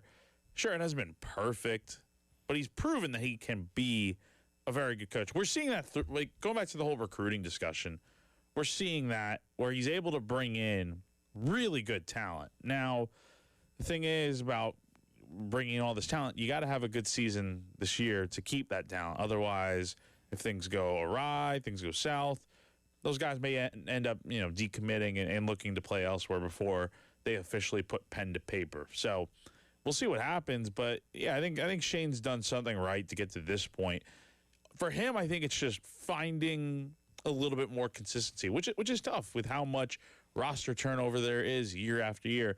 But if he can be a guy that you can consistently count on to win, make a bowl game every year, get to 7-8 wins, have a year or two every now and then where you are getting closer to 10 wins and potentially in the playoff mix, I think that is job well done at a place like South Carolina. For sure. And again, we appreciate 1801 Media for allowing us to play that snippet of that conversation for the Jimmy's and Joe's podcast. You can see the full thing. It's about an hour-long conversation between Shane Beamer and Jimmy Francis on the 1801 Media YouTube channel. We'll come back, wrap up the hour.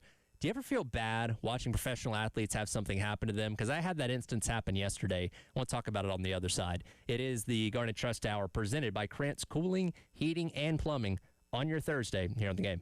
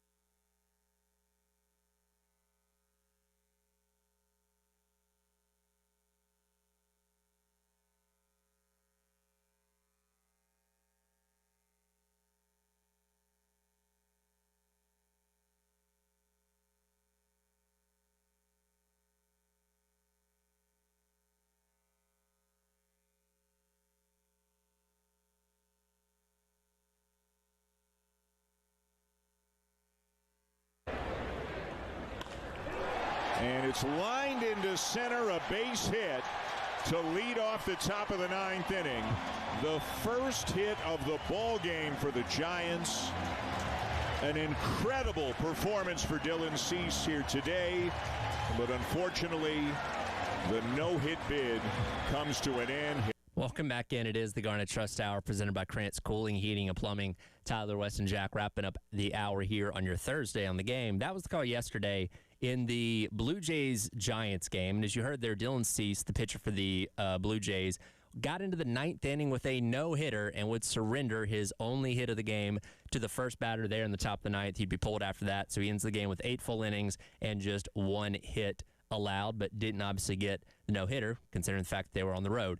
There are certain things in sports that I always feel terrible for people when it happens to them. Watching a guy lose a no-hitter in the 9th inning might be at the very top of the list of like, and Cease has thrown one in his career before, so it's not like he was going for his first, but like that's always so crushing to watch somebody lose that, especially that late in the game. Especially in a blowout when the Blue Jays at that point, I mean, they were up 5-0 after the first inning, but yeah, they're up 10-0 at that point. It's like, yeah, I think even Giants fans, with how abysmal their season's been, they're probably rooting for some history to happen there. But, yeah, I don't think there's many things worse than a no-hitter being broken up, especially when you get so close to finally getting it. So is the question, what do you feel worse? What do you feel the most bad for a player if this happens? Yes. Like, is there anything that stands out to you like, you almost like cringe when you see it? Man, I think a lot of these come down to like when it is something that a professional athlete is able to do 99.9% of the time, but then it's like that little reminder in sports that, oh, these are still humans, even though they're at the absolute top of their craft. So I always think of like a wide open dropped pass that is the difference in winning or losing a game. Mark Andrews for the Ravens in the playoffs, where it's just like, dude, you make this catch, quite literally probably 99 out of 100 tries, and the one time is the moment when you could not afford to. I always feel a little bit like actually physically ill for like a kicker who misses an extra point late in a game when it's you've scored the quote game tying touchdown and all you need is the extra point and you bang it off the upright. That to me is one of those feelings where you're just like, yeah, because you've kind of just feel bad for the kid, especially when it's a college kicker. You're like, man, this guy's about to get death threats. Oh yeah, Happens all the time. mean tweets, DMs, house gets egged. Yeah. What about you, Jack? Yeah, I'd say stuff like that. Like, that was probably the first thing that came to mind is, like, kickers that miss a big kick. But seriously, though, I mean, it's not like Dylan Cease is going to get a death threat for the fact that because it's out of his control, right? Sure. The hitter at the plate has to be the one that puts the ball in play and gets the hit. Right now, if it's his defense behind him that can't make a play, then okay, that might be on them. But ultimately, it's far out of his control at this point. You got to it takes a lot of luck, I think, too, and a few breaks going your way to pitch a no-hitter.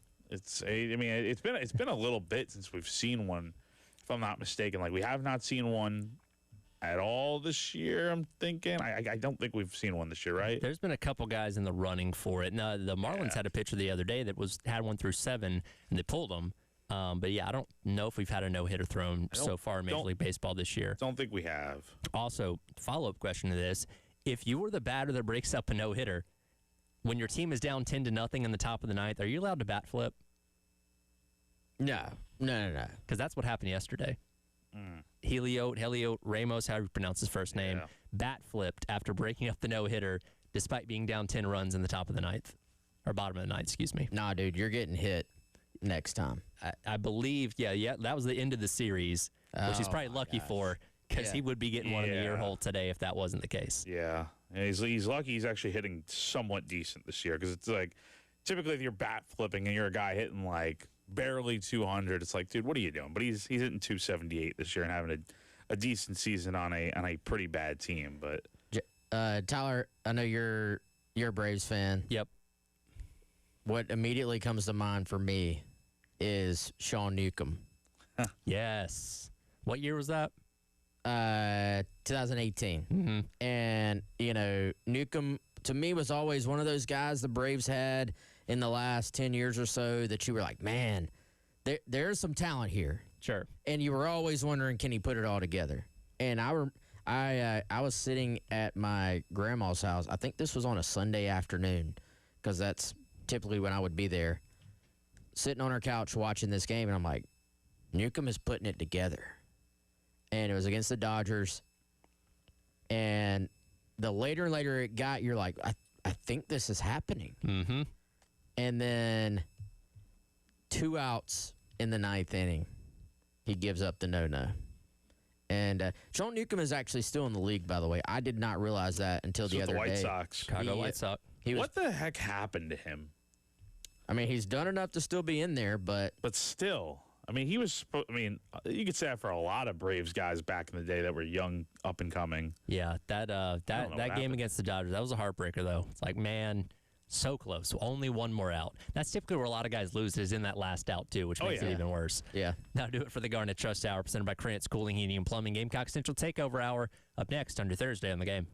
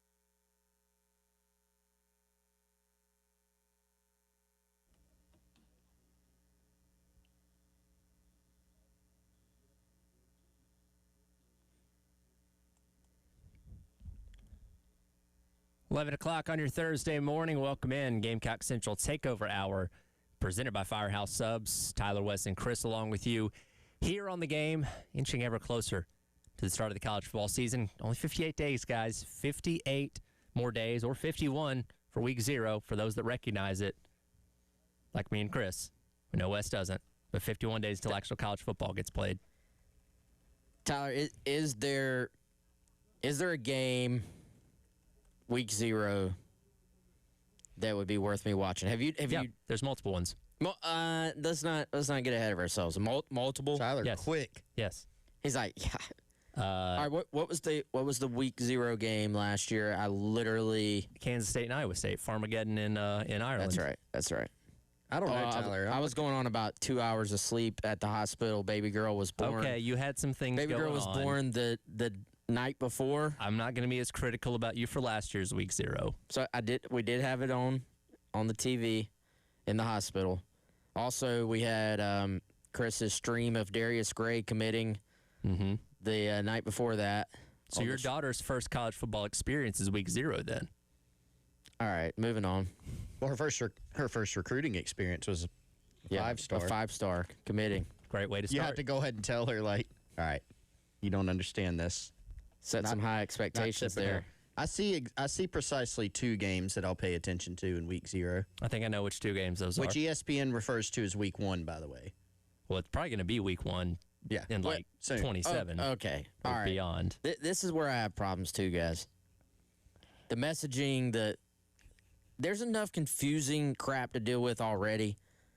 Do we have to make college football confusing too? Like, week 0 is week 0. If we start calling it week 1 as well, like, what are we doing here?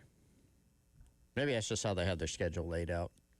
Maybe they think it's more confusing to call it week 0. Maybe they can't input a week 0 into their thing on the website. Maybe it won't recognize that, so it has to be week 1. So they have 2 weeks worth of week 1. Well, technically, they have week 2 as Labor Day weekend. Or no. Okay, Yeah, okay. they so have they 2 do. weeks They worth do of week 1. encapsulate They do, 2 you're weeks right, worth. you're right. Okay, Yeah, I see that's that. right. So yeah, I guess it's an extended week 1 in their opinion. I don't know. 2 weeks. How are 2 weeks week 1? I just love bugging Wes about this. Well, all right. What games are you guys watching? North Carolina and TCU in Ireland, the Aer Lingus Classic. NC State and Virginia, the game that almost got played in Brazil, by the way, that thankfully is back stateside. I'm actually pretty. I No do love how they were like, "Hey guys, remember how we were going to play this game in Brazil?" That's not happening anymore. I don't know about you. I'm pretty excited about Jacksonville State, North Dakota State. Fargo Dome. The Bizarro Gamecocks going to the Fargo Dome. Sign me up. That's maybe number 3. You're a degenerate. With a big gap. You're Yeah, just now learning this. those are my 2. What is Aer Lingus? Something in Ireland. What is it? Isn't it like an airline? Yep. Good call, Tyler. Yeah. It's got the word air in it. How confident? Kinda. Yeah, a degenerate version of it. How confident were you in that answer? I think I remember seeing the commercials for it like last year. It's like, okay, it's an airline. Okay. So I was pretty confident. But yeah, you can look forward to that in 51 days. But 58 days until South That's what Carolina we're really looking forward to. kicks off against Kent State, which brings us to our 58 days countdown. Terry's not spoiled this for you guys yet, has he? That you know of. That I know of. Yeah, Well, no, he hasn't. If you both answer in unison immediately, I'm going to know that he Yeah. got to. He did apologize to me about that. It's like, yeah, I let it slip, and you My guys bad. said, hey, we should answer emphatically together the second I finish asking the question. It kept it interesting. It did. Do we have a guys naming dudes for 58? Honestly, guys, I No. couldn't find one. I tried. I couldn't find anything. Anything that comes to your guys' mind? I feel like there was a 58. I thought there was a 58 walk-on linebacker back in the day or something. I'm seeing his face. I'm not getting his name. Yeah, I'll let you know after I got nothing. the question if I think of it. Okay, so the question does not pertain to a certain dude, but in the past 10 years, South Carolina has beaten 5 ranked opponents at Williams-Brice Stadium. Only one of those games ended on a missed 58-yard field goal by said opponent. What game was that? Tennessee, What year? 2016. Yeah. Is he right? And this is it. It's third down on the marker. It's the last down for the Tennessee Volunteers. Yeah, this is where you throws it deep, and I guess they're trying to field goal. The field goal here will be from 58 yards. I don't believe that. 58-yard field goal attempt. 47's a career long for Aaron Medley. Medley lines up off the right hash mark to tie it up at 24. Snap it back, put it down. Medley kicks it up. It's low. No good. No good. No good. And the clock runs out. The Gamecocks have beaten number 18 Tennessee 24-21. 2016, the third straight loss for a Tennessee team that started off the year 5-0, that looked to be destined for maybe a playoff run, completely collapsed. And Carolina was their third straight loss after they'd lost to A&M and Alabama in the 2 weeks prior. How about that? That was a fun game. Wes has continued the heater. That was Jake Bentley starting to have a little coming out party. Yep, 15 of 20, couple touchdowns. Y'all know he graduated early to get in that moment. I remember thinking Skipped prom for that game. Yeah, I remember thinking, and I didn't even have the context that Todd and Tommy just gave us.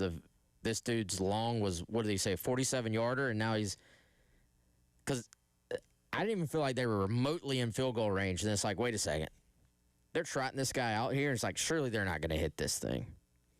And I don't even think it was anywhere close. But that was a game. I don't know if you guys remember this. That was a game. People were starting to be like, well, Muschamp has a quarterback now. That's what he was missing at Florida. Maybe. Mm-hmm. Don't you feel like there's a little bit of, okay, maybe? That was one of the big early wins. That was year one for Muschamp. That was one of the big early wins of the Muschamp tenure after a team that, like Carolina beat Vandy. They opened the year by a field goal and just ugly. That was a game where you're like, okay, that was a legit opponent. Crowd was rocking.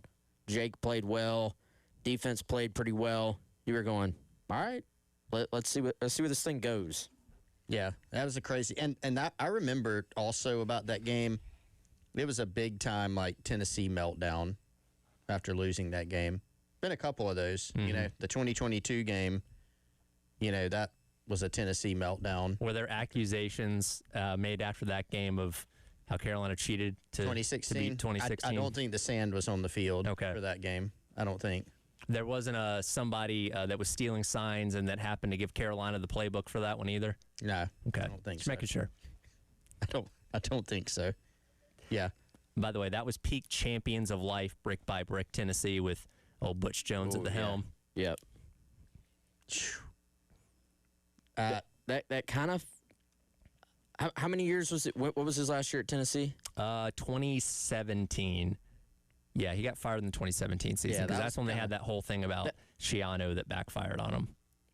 That South Carolina win, obviously it wasn't the end for Butch, but that little stretch kind of maybe felt a little bit like the beginning of the end of that era, kind of maybe. Yeah. Yeah. They ended up. You're right. They started hot.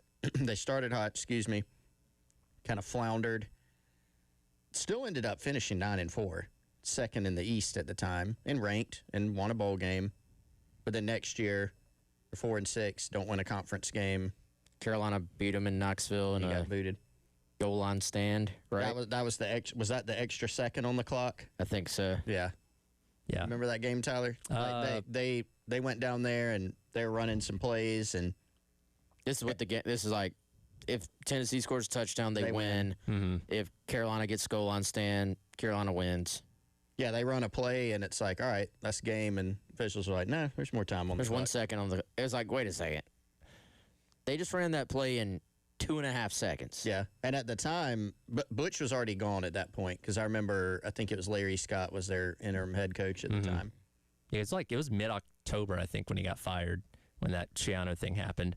Going back to that 2016 game, also coming out party for Rico Dowdle that day. 27 carries, 127 yards, and a touchdown.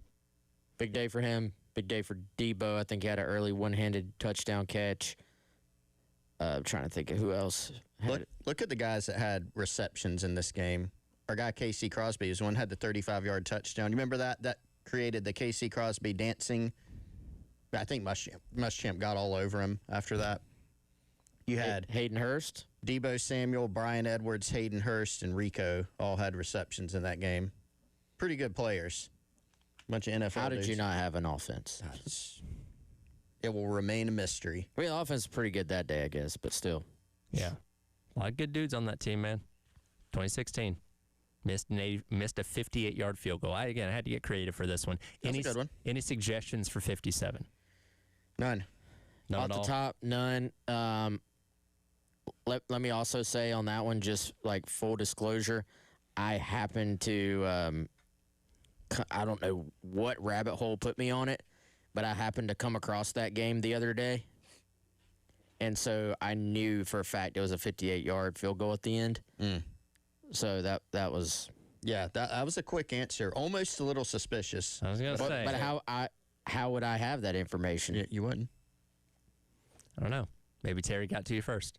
Does Terry have it this time? He doesn't even have your notes. Well, we do talk about the show in the morning before 9 a.m., so I typically do tell him what the trivia question is. You do. Now, I didn't know he was going to go blab about it yesterday. So, yes, he does have the information prior to the show if you want somebody that does have the answer, but I'm going to try and make sure he does not give it away again. Okay. So there you go. There you go. Wes, you're opening up your lead. It is 12 to 10.5 now. Oh, how many in a row do I have? I feel like I've been on an absolute heater. I think all the way back to the beginning of last week, right? Yeah. So would it be 8 days in a row? Believe it would. Wow. Yeah, pretty incredible. Wow. Okay.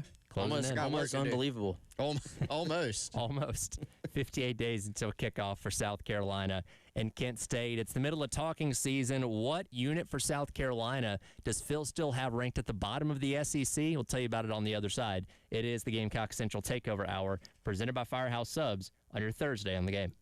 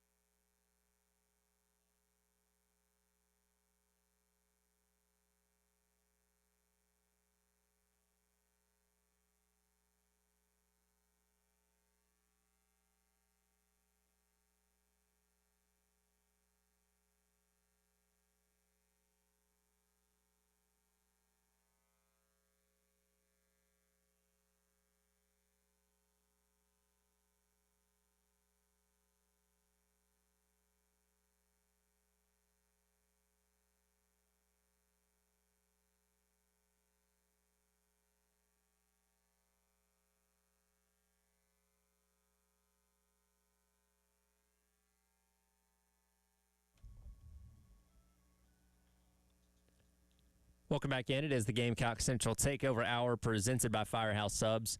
Tyler West Chris along with you here on your Thursday on the game.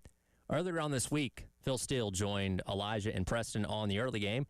We played a little bit of that sound earlier in the week in terms of his thoughts on South Carolina. Seems to be very bullish on this team, making some improvements this year. Talked about, the returning linebacker core being something to be excited about. Obviously, expecting to see Sellers return to form as well. And in his magazine, which again is chock full of great information, for every conference, he puts out his individual unit rankings in terms of how he views each team's individual unit stacked up against the other teams in the conference. And Carolina has some that are ranked pretty high. He looks at the receiving core as fifth in the SEC, the coaching staff as sixth overall in the SEC, but one unit is actually tied with two other teams for last in the conference, and that is the running back room. He has them tied with both Arkansas and Mississippi State, has it 14th overall, but again, three teams tied for the last spots that would get all the way to 16. And when you look at that, maybe your initial reaction was, well, how could he come to that conclusion? But, guys, when you think about it, and we've talked about this a little bit in the offseason already, this is a running back room outside of here, because we talk about the team every single day, that people just really don't know hardly anything about because you've seen so little production from the room as a whole. Fuller had some moments last year, including long touchdown against LSU. Christian Clark had his 100-yard game in the Citrus Bowl. Isaiah Augusta did some things when he was at Colorado as a starter. Howell's had a few moments here and there, but for the most part, it's not a room that you can look at with a full body of work to get an idea of exactly what they're going to be. I think this is a great thing, and I'm going to tell you why. Phil Steele, who does not, in my opinion, put any, personal feelings in this stuff, doesn't put any, we're local. At times, you may like a coach, you may like a player, you may deep down want him to do well, and that, as much as you try for it not to, that might affect how you feel about something. Well, Phil Steele doesn't put any of that into his projections. Chris, he already has South Carolina projected to make a major improvement this year, and he thinks they have the worst running back room in the SEC. And so to me, I don't – and I mean, dude, there's going to be lots of good running backs in the SEC. So, you could be pretty good and still be 10th or something like that in the league, but – I feel pretty strongly that South Carolina will not have the worst running back room in the SEC. So if Phil is right about even 2/3 of the other stuff, then I think this raises the sort of floor and ceiling potentially of what this team could be, because the buzz about Matt Fuller just will not go away. Mm-hmm. We Chris, you and I both asked someone last month, so after summer kind of workouts and all that stuff had started, hey, who are some guys that are either still standing out or have started to stand out? And what we were told was, hey, Matt Fuller, paraphrasing here, looks exactly like you want an SEC back to look like. He's continued to get bigger and stronger, and is someone who I think the expectations within the program are incredibly high for right now. So I will say if he can even become, some of what we think he might be, then that prediction will probably end up being wrong. But I can't really blame, this is not one of those, what is he thinking? That's stupid. I can't blame, if I was having to look at it from an outside perspective, all the teams in the league, maybe I come to the same conclusion because you're looking at production at a position like running back. But I think South Carolina kind of quietly feels pretty darn good about that spot, man. Yeah, you're looking at returning production. And, look, admittedly, I don't have the other 15 programs in front of me with what they're bringing back. But as a general rule, most teams, if not all of them, are bringing back someone who, was a starter last year, was a transfer, who did some things at their previous program. And, on one hand, you look at it, and if you're trying to project it, who do I think is going to be, let me try to rank these position groups. You can look at it and say, okay, well, South Carolina got the three guys back that they could from an eligibility standpoint, all of who have played some college football at a high level. And then they've added Now a couple transfers because one of them is now off the team. So you got a couple transfers in there. One of them just had a really good bowl game for Texas and Christian Clark last time we saw him. But also, you can't fairly look at it and say, okay, they're returning a 1,000-yard rusher or a 600-yard rusher, 500-yard rusher. Like, they don't have that. They don't. The other thing is South Carolina struggled so consistently to run the football. They've been very inconsistent there except for the 2024 season. And so part of it is just going off of past production and what you've seen. But I think it's a good point you make. Like, I think this was probably a hard one for Steele to project because if you think that South Carolina is going to be a good football team, I don't know. Like, it's hard to say that they're going to have the worst running back room in the league and still be a good team, right? You generally have to be able to run the football with some level of success to be a good football team. I think you're kind of stuck in the middle of, hey, this group is probably going to be better than this, but I kind of have to put them there if you're Steele because of the production question. And so that's very fair. But I think if you're South Carolina, the hope is, they feel really good about Fuller, as you said. They feel good about Christian Clark, some of the other guys on this roster. And then with the offensive line rebuild, the scheme, certainly you have to, when we get to November and December and the end of the season, we're going to have to look back and say, all right, South Carolina's running back room and run game in general was not at the bottom of the league. And if it's not, they're going to have a chance to be a really good team. If it is, then the season will not have gone the way that everybody hoped. Well, and how much of that position is based on the rest of your offense, your offensive line, just your ability to create space for running backs to go do what they do? I mean, I look at it like this a lot of times, man. Like, there will be guys that are sort of transcendent running backs that are the ones who can actually bust into the, top 2 or 3 rounds in the draft and are like true NFL guys that are like difference makers. Then beyond that, like, a lot of it's going to come down to, all right, are they in a position to succeed? And, I think this is an offense that probably is going to put these guys in a little bit better position. I think the tempo aspects of this offense could play up for the guys. And, I think it's a thing there, though, where it could be a nice combination, though, if you get that improvement on the O-line, the improvement from a scheme standpoint, and a jump from the running backs themselves, and then all of a sudden your entire run game just looks completely different than it did this past season. And you guys are right to the point where, Phil Steele, of course, is doing this for every team in the country, every conference in the country. So you do have to look at production. And this is really going to be a big year for running backs in the SEC. You mentioned guys like Kawan Lacey and Ahmad Hardy coming back to places like Ole Miss and Missouri. Obviously dealt with those guys last year. Texas goes out there and gets Hollywood Smothers and Raleek Brown, 2 of the best running backs in the transfer portal. So there's a lot of really good running back play going on in this conference that we know of in terms of guys and the proven production so far. And to your point, doesn't mean Carolina can't get there. It's just hard to definitively say, especially if you're not listening to and talking about this program every single day, what exactly this group is going to be. Yeah, and even, let's be honest, man, even if you're hearing great things, that doesn't mean it's going to be great things when you go play opponents. So I think that's there's always a question until you go out and see a guy do it. One aspect of that, though, what is Ahmad Hardy's availability like for Missouri? Mm-hmm.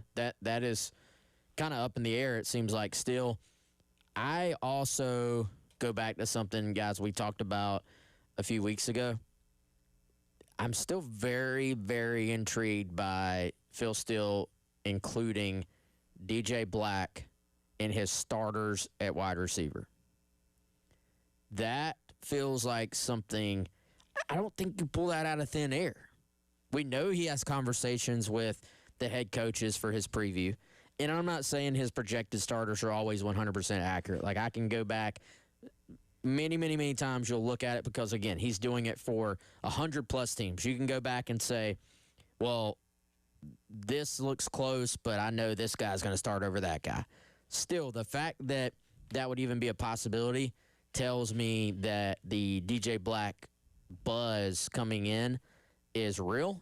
And, I'm really curious to see maybe how that wide receiver competition plays out once we get into preseason ball. Well, one more point on running backs, too, to go back to that. Yeah, I was just looking a few of the SEC teams on South Carolina's schedule this year. What do they have coming back at running back? Well, Georgia has Nate Frazier, who had 900-something yards last season. Georgia typically runs the ball pretty well. Florida's got Jaden Ball, who did have 1,000 yards. Tennessee's got Deshaun Bishop, who had over 1,000 yards and 16 touchdowns last year, right? So you can kind of look, all right, these teams are bringing back these guys who had all this production. It's hard to say, well, you know what? Even if you think it, you know what? I think Matt Fuller in this running back room at South Carolina, I think they'll outperform that.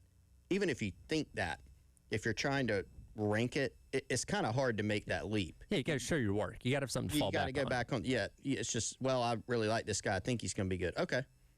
But again, a lot of these teams are bringing back guys who had, statistically, they've been really, really good. And so it's hard to, put guys that are not proven over them. So again, end of year, if you're South Carolina and you're a fan, you want to look back on it and say, yeah, Matt Fuller is in that conversation. They're a lot better than 16th, and they're going to have to be. Yeah, we'll see if they can outperform that projection once the season does finally get here. A lot of things happening in Big 12 country with media days going on, including Kansas with a new announcement of their jersey sponsor and what this can mean for the future of college football. We'll discuss that coming up on the other side. It is the Gamecock Central Takeover Hour presented by Firehouse Subs on your Thursday here on The Game.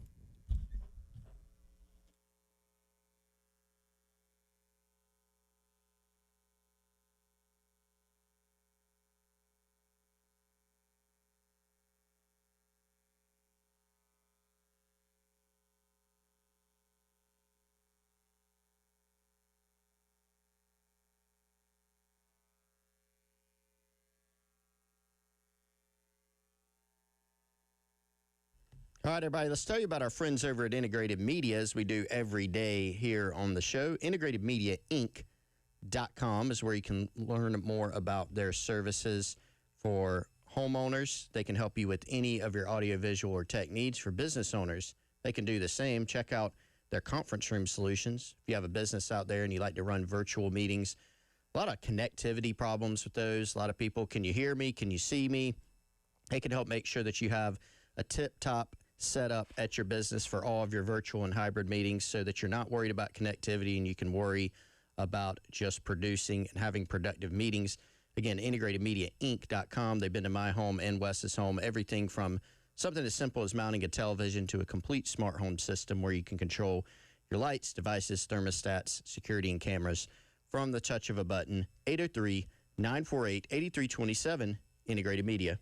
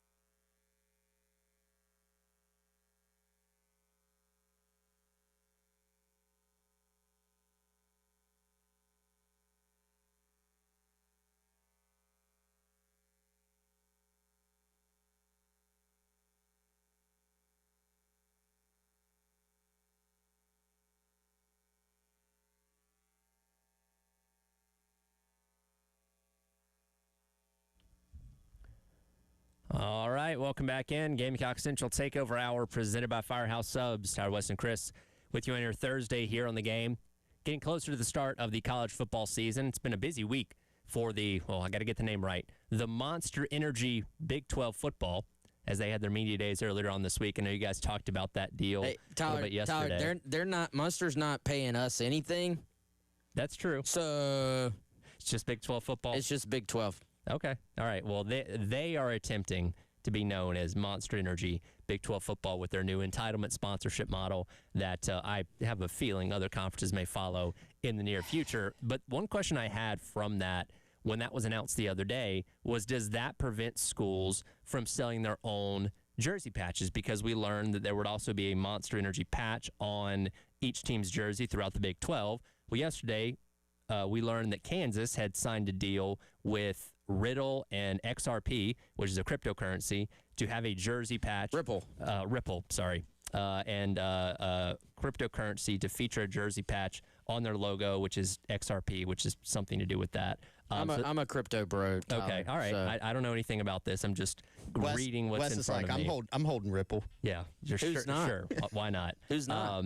Either way, this is the latest example of a team in college football selling the jersey patch sponsorship. LSU's done it. Wisconsin's done it. And I don't know about you guys. I think much like the 25-yard logos last year, just about every team in college football is probably going to have one of these by the time the season gets here, more likely than not, at least in the Power Four. Yeah, and like I said yesterday, I do think you got to be kind of careful about, for one, what company you put on there. You start getting into crypto too. Like, what was it? What's the biggest? Is it FTX that was the biggest? Is that the one that had Brady? Mm-hmm. Sure. That was a Tyler situation. doesn't remember this. Tom Brady was involved in this, and it was the biggest scam in like crypto history, basically. I'll take your word for it. I know nothing about. They had crypto. an arena. They had an arena named after him. Anyway, so I do also think you gotta be careful about how you value this thing. Like, what's the cost to putting that sponsorship on a jersey? And to me, the Big 12 just completely missed the mark here. That teams are going to get $1.25 million a year. That the football team alone at South Carolina should be able to get 5 times that for a sponsorship on their jersey. The South Carolina women's basketball team alone should be able to get well over that for a sponsorship on their jersey. So, like, I don't know. I don't think you can sell yourself short on this thing. Now, there's only so many companies that you can go out and market yourself to that this makes sense for. You know what I'm saying? Like, they have to be local enough that it makes sense for them to be on a South Carolina football jersey, but big enough that they can afford to pay $5 million a year, $1 million, whatever it may be, in order to be on there. But think about this. Every game, do these go on the practice jerseys too? I don't know. Maybe. They should. I would think so. Every photo, every highlight, your logo is there. This might be more valuable than a field logo. So I don't think you can give up that space just to anybody for any amount, So I think the Big 12 kind of, do they need money that bad that they were willing to give away that prime space?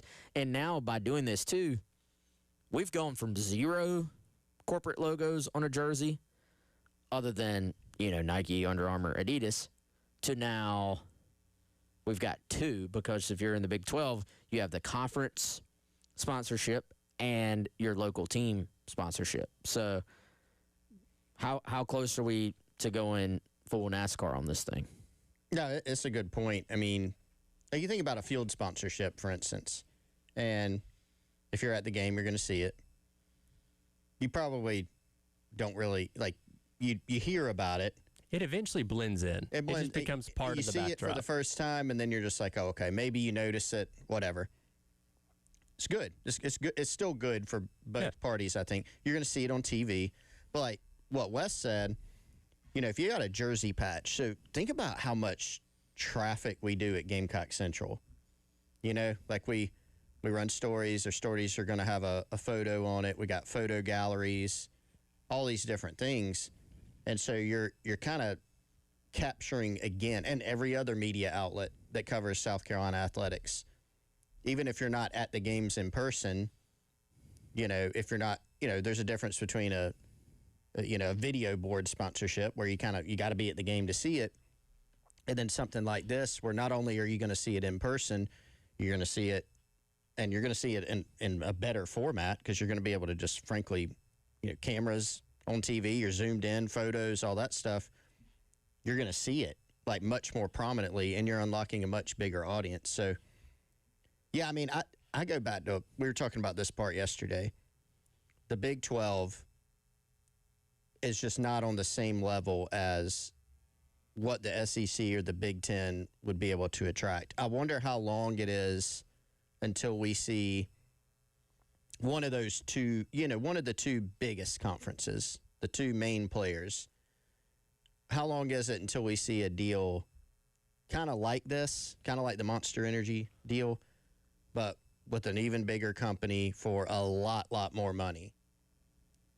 Right? I mean, I'm sure the conference is open to it, but I said this yesterday, like people on social are like, they wouldn't have even taken that phone call for that amount of money, nor should they. No. Yeah, if you're the SEC, you're looking at, what, 60, 70, $80 million for a deal like this annually, at least, or something like that? 100? It's got to be 5 times that, man. Before you give up, I mean, you're selling yourself at this point, dude. Like, you literally is a presenting sponsor for your name. That can't be given away lightly. You know what I'm saying?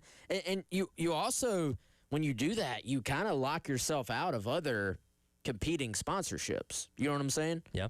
So you got to be really careful, I feel like, with this. So, yeah, to me, it's got to be 5 times that if I'm the SEC to even consider it. But think of the value of that placement.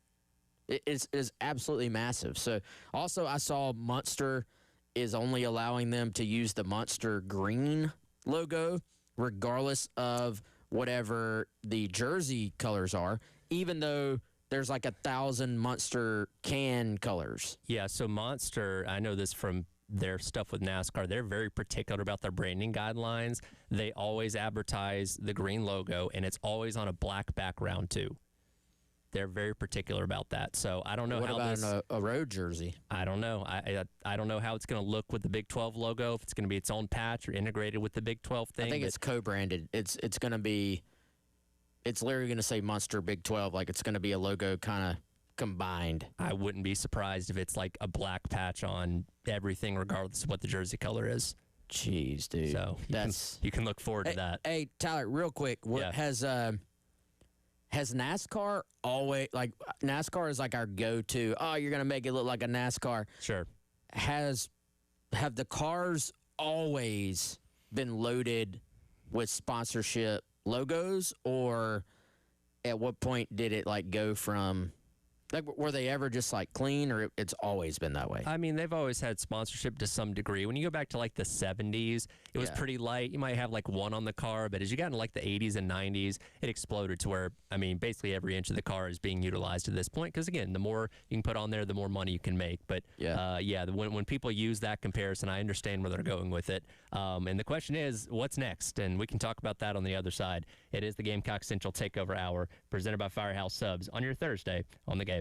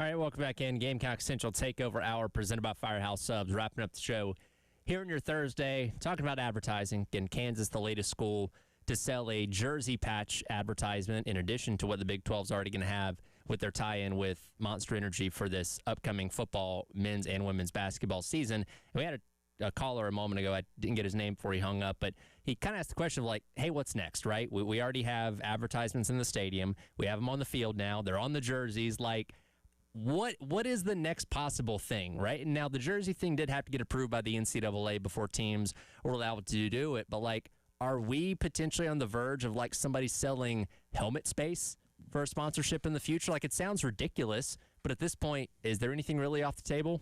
No, there's not. But I and some people argued with me on this on social media when they put the logos on the field. But I actually think this is a good thing, believe it or not. And I know it looks gross at first, so we're not used to it. But we want to talk about the sustainability of college football. So you're paying the players. That part is not going away. The money has got to come from somewhere.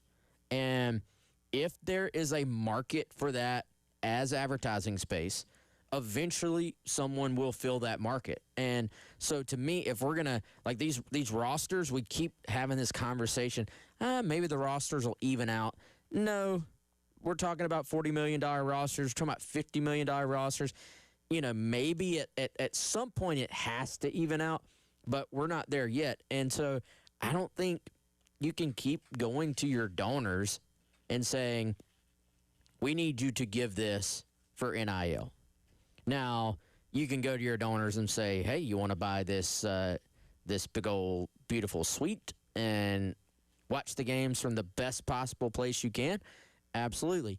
You can go to businesses and say, do you want this prime real estate where we will put your logo and you'll be in every picture and every video and every highlight and every game that exists? Okay, that to me is how, like, look at the number of stories you see on a daily basis. Louisville athletics is losing XYZ per year at this point.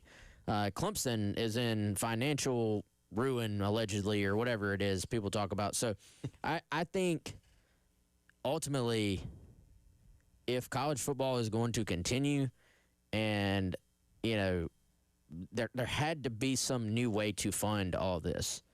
And as much as people hate it, this is probably the way to do it. Yeah, I mean, I think some of it's just maybe expansion on, okay, how many things can you put logos on, you know? You start with the field.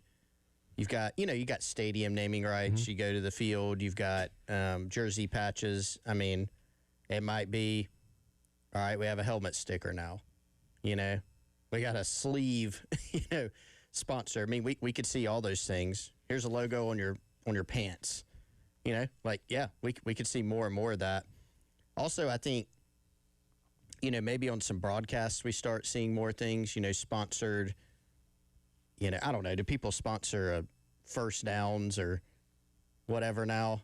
I don't really think so. They do for radio. On radio, that's already a thing. They do. Yeah, but TV, do we see that on TV more? Because that's high value. But that's not a local broadcast though. That's a little bit harder to pull off, I guess. Yeah. Well, that money would be going to, the TV ABC. network. Yeah, yeah. If we're talking, I'm kind of thinking bigger picture, just monetization of college football as a whole. But if you take it down to the school level, that's our Firehouse Subs quarterback. Yeah, that's right. Can you for the chain gang for home games? Can you slap a logo on the chain for the respective down? Hey, it's the Firehouse Subs first down for South Carolina. You could, but you don't. I mean, verbally yes, but you don't see the chains enough to. Yeah, probably not. I mean, the replays are already sponsored, aren't they? At least in house. Oh yeah, yeah. All that stuff in house is sponsored, but in terms of what would come across on the broadcast. Yeah. I think that's people on the separate sideline holding up signs. It's Firehouse Subs first down, trying to get on camera. It's separate, but if you think about the SEC doing some things, that wealth gets shared. But yeah, if you're kind of taking it down to the school level, I mean, I think schools are trying to find more and more ways to I don't think, I know, it's pretty obvious. They've got to find ways to generate more revenue. And so a lot of that is going to be sponsorships and displays. But, our school's going to come out with more like fan packages and like behind the scenes things to try to generate more revenue. Because, again, they've got, it's gotten a lot more expensive for fans. It's a lot more expensive for schools to run an athletic department, too. They've got a line item for revenue sharing that's not as significant, and it didn't exist a few years ago. And so they're worried about covering that. So, is it getting more behind the scenes stuff? Is it bundling experiences? Like maybe we see some more of that in the future too. Yeah, we'll certainly see. Again, nothing's kind of off the table at this point in time. And as I said a moment ago, with, again, Kansas being the latest team with the Jersey Patch advertisements, I would not be surprised if at least every Power 4 school, because, again, we've still got about 2 months until the season gets here, if all of them have some form of that by the time season gets here, much like the 25-yard logos, last year, where just about every school, by the time the season started, had something lined up for their respective stadiums. Yeah, we'll see. I don't know if we're going to move that fast, but maybe. We'll see. Yeah. Because I haven't heard any buzz on a South Carolina. We had been hearing buzz about the field by this point. And so somebody told me, this has been a while back and maybe outdated, that they thought that might be more of a next year thing for South Carolina football. Okay. But if the right sponsor has come along, then of course you will take that money and spend it, right? Somebody wants to throw money at you, you will gladly accept it. That'll do it for the Gamecock Central Takeover Hour, presented by Firehouse Subs. Halftime show up next on your Thursday on the Game.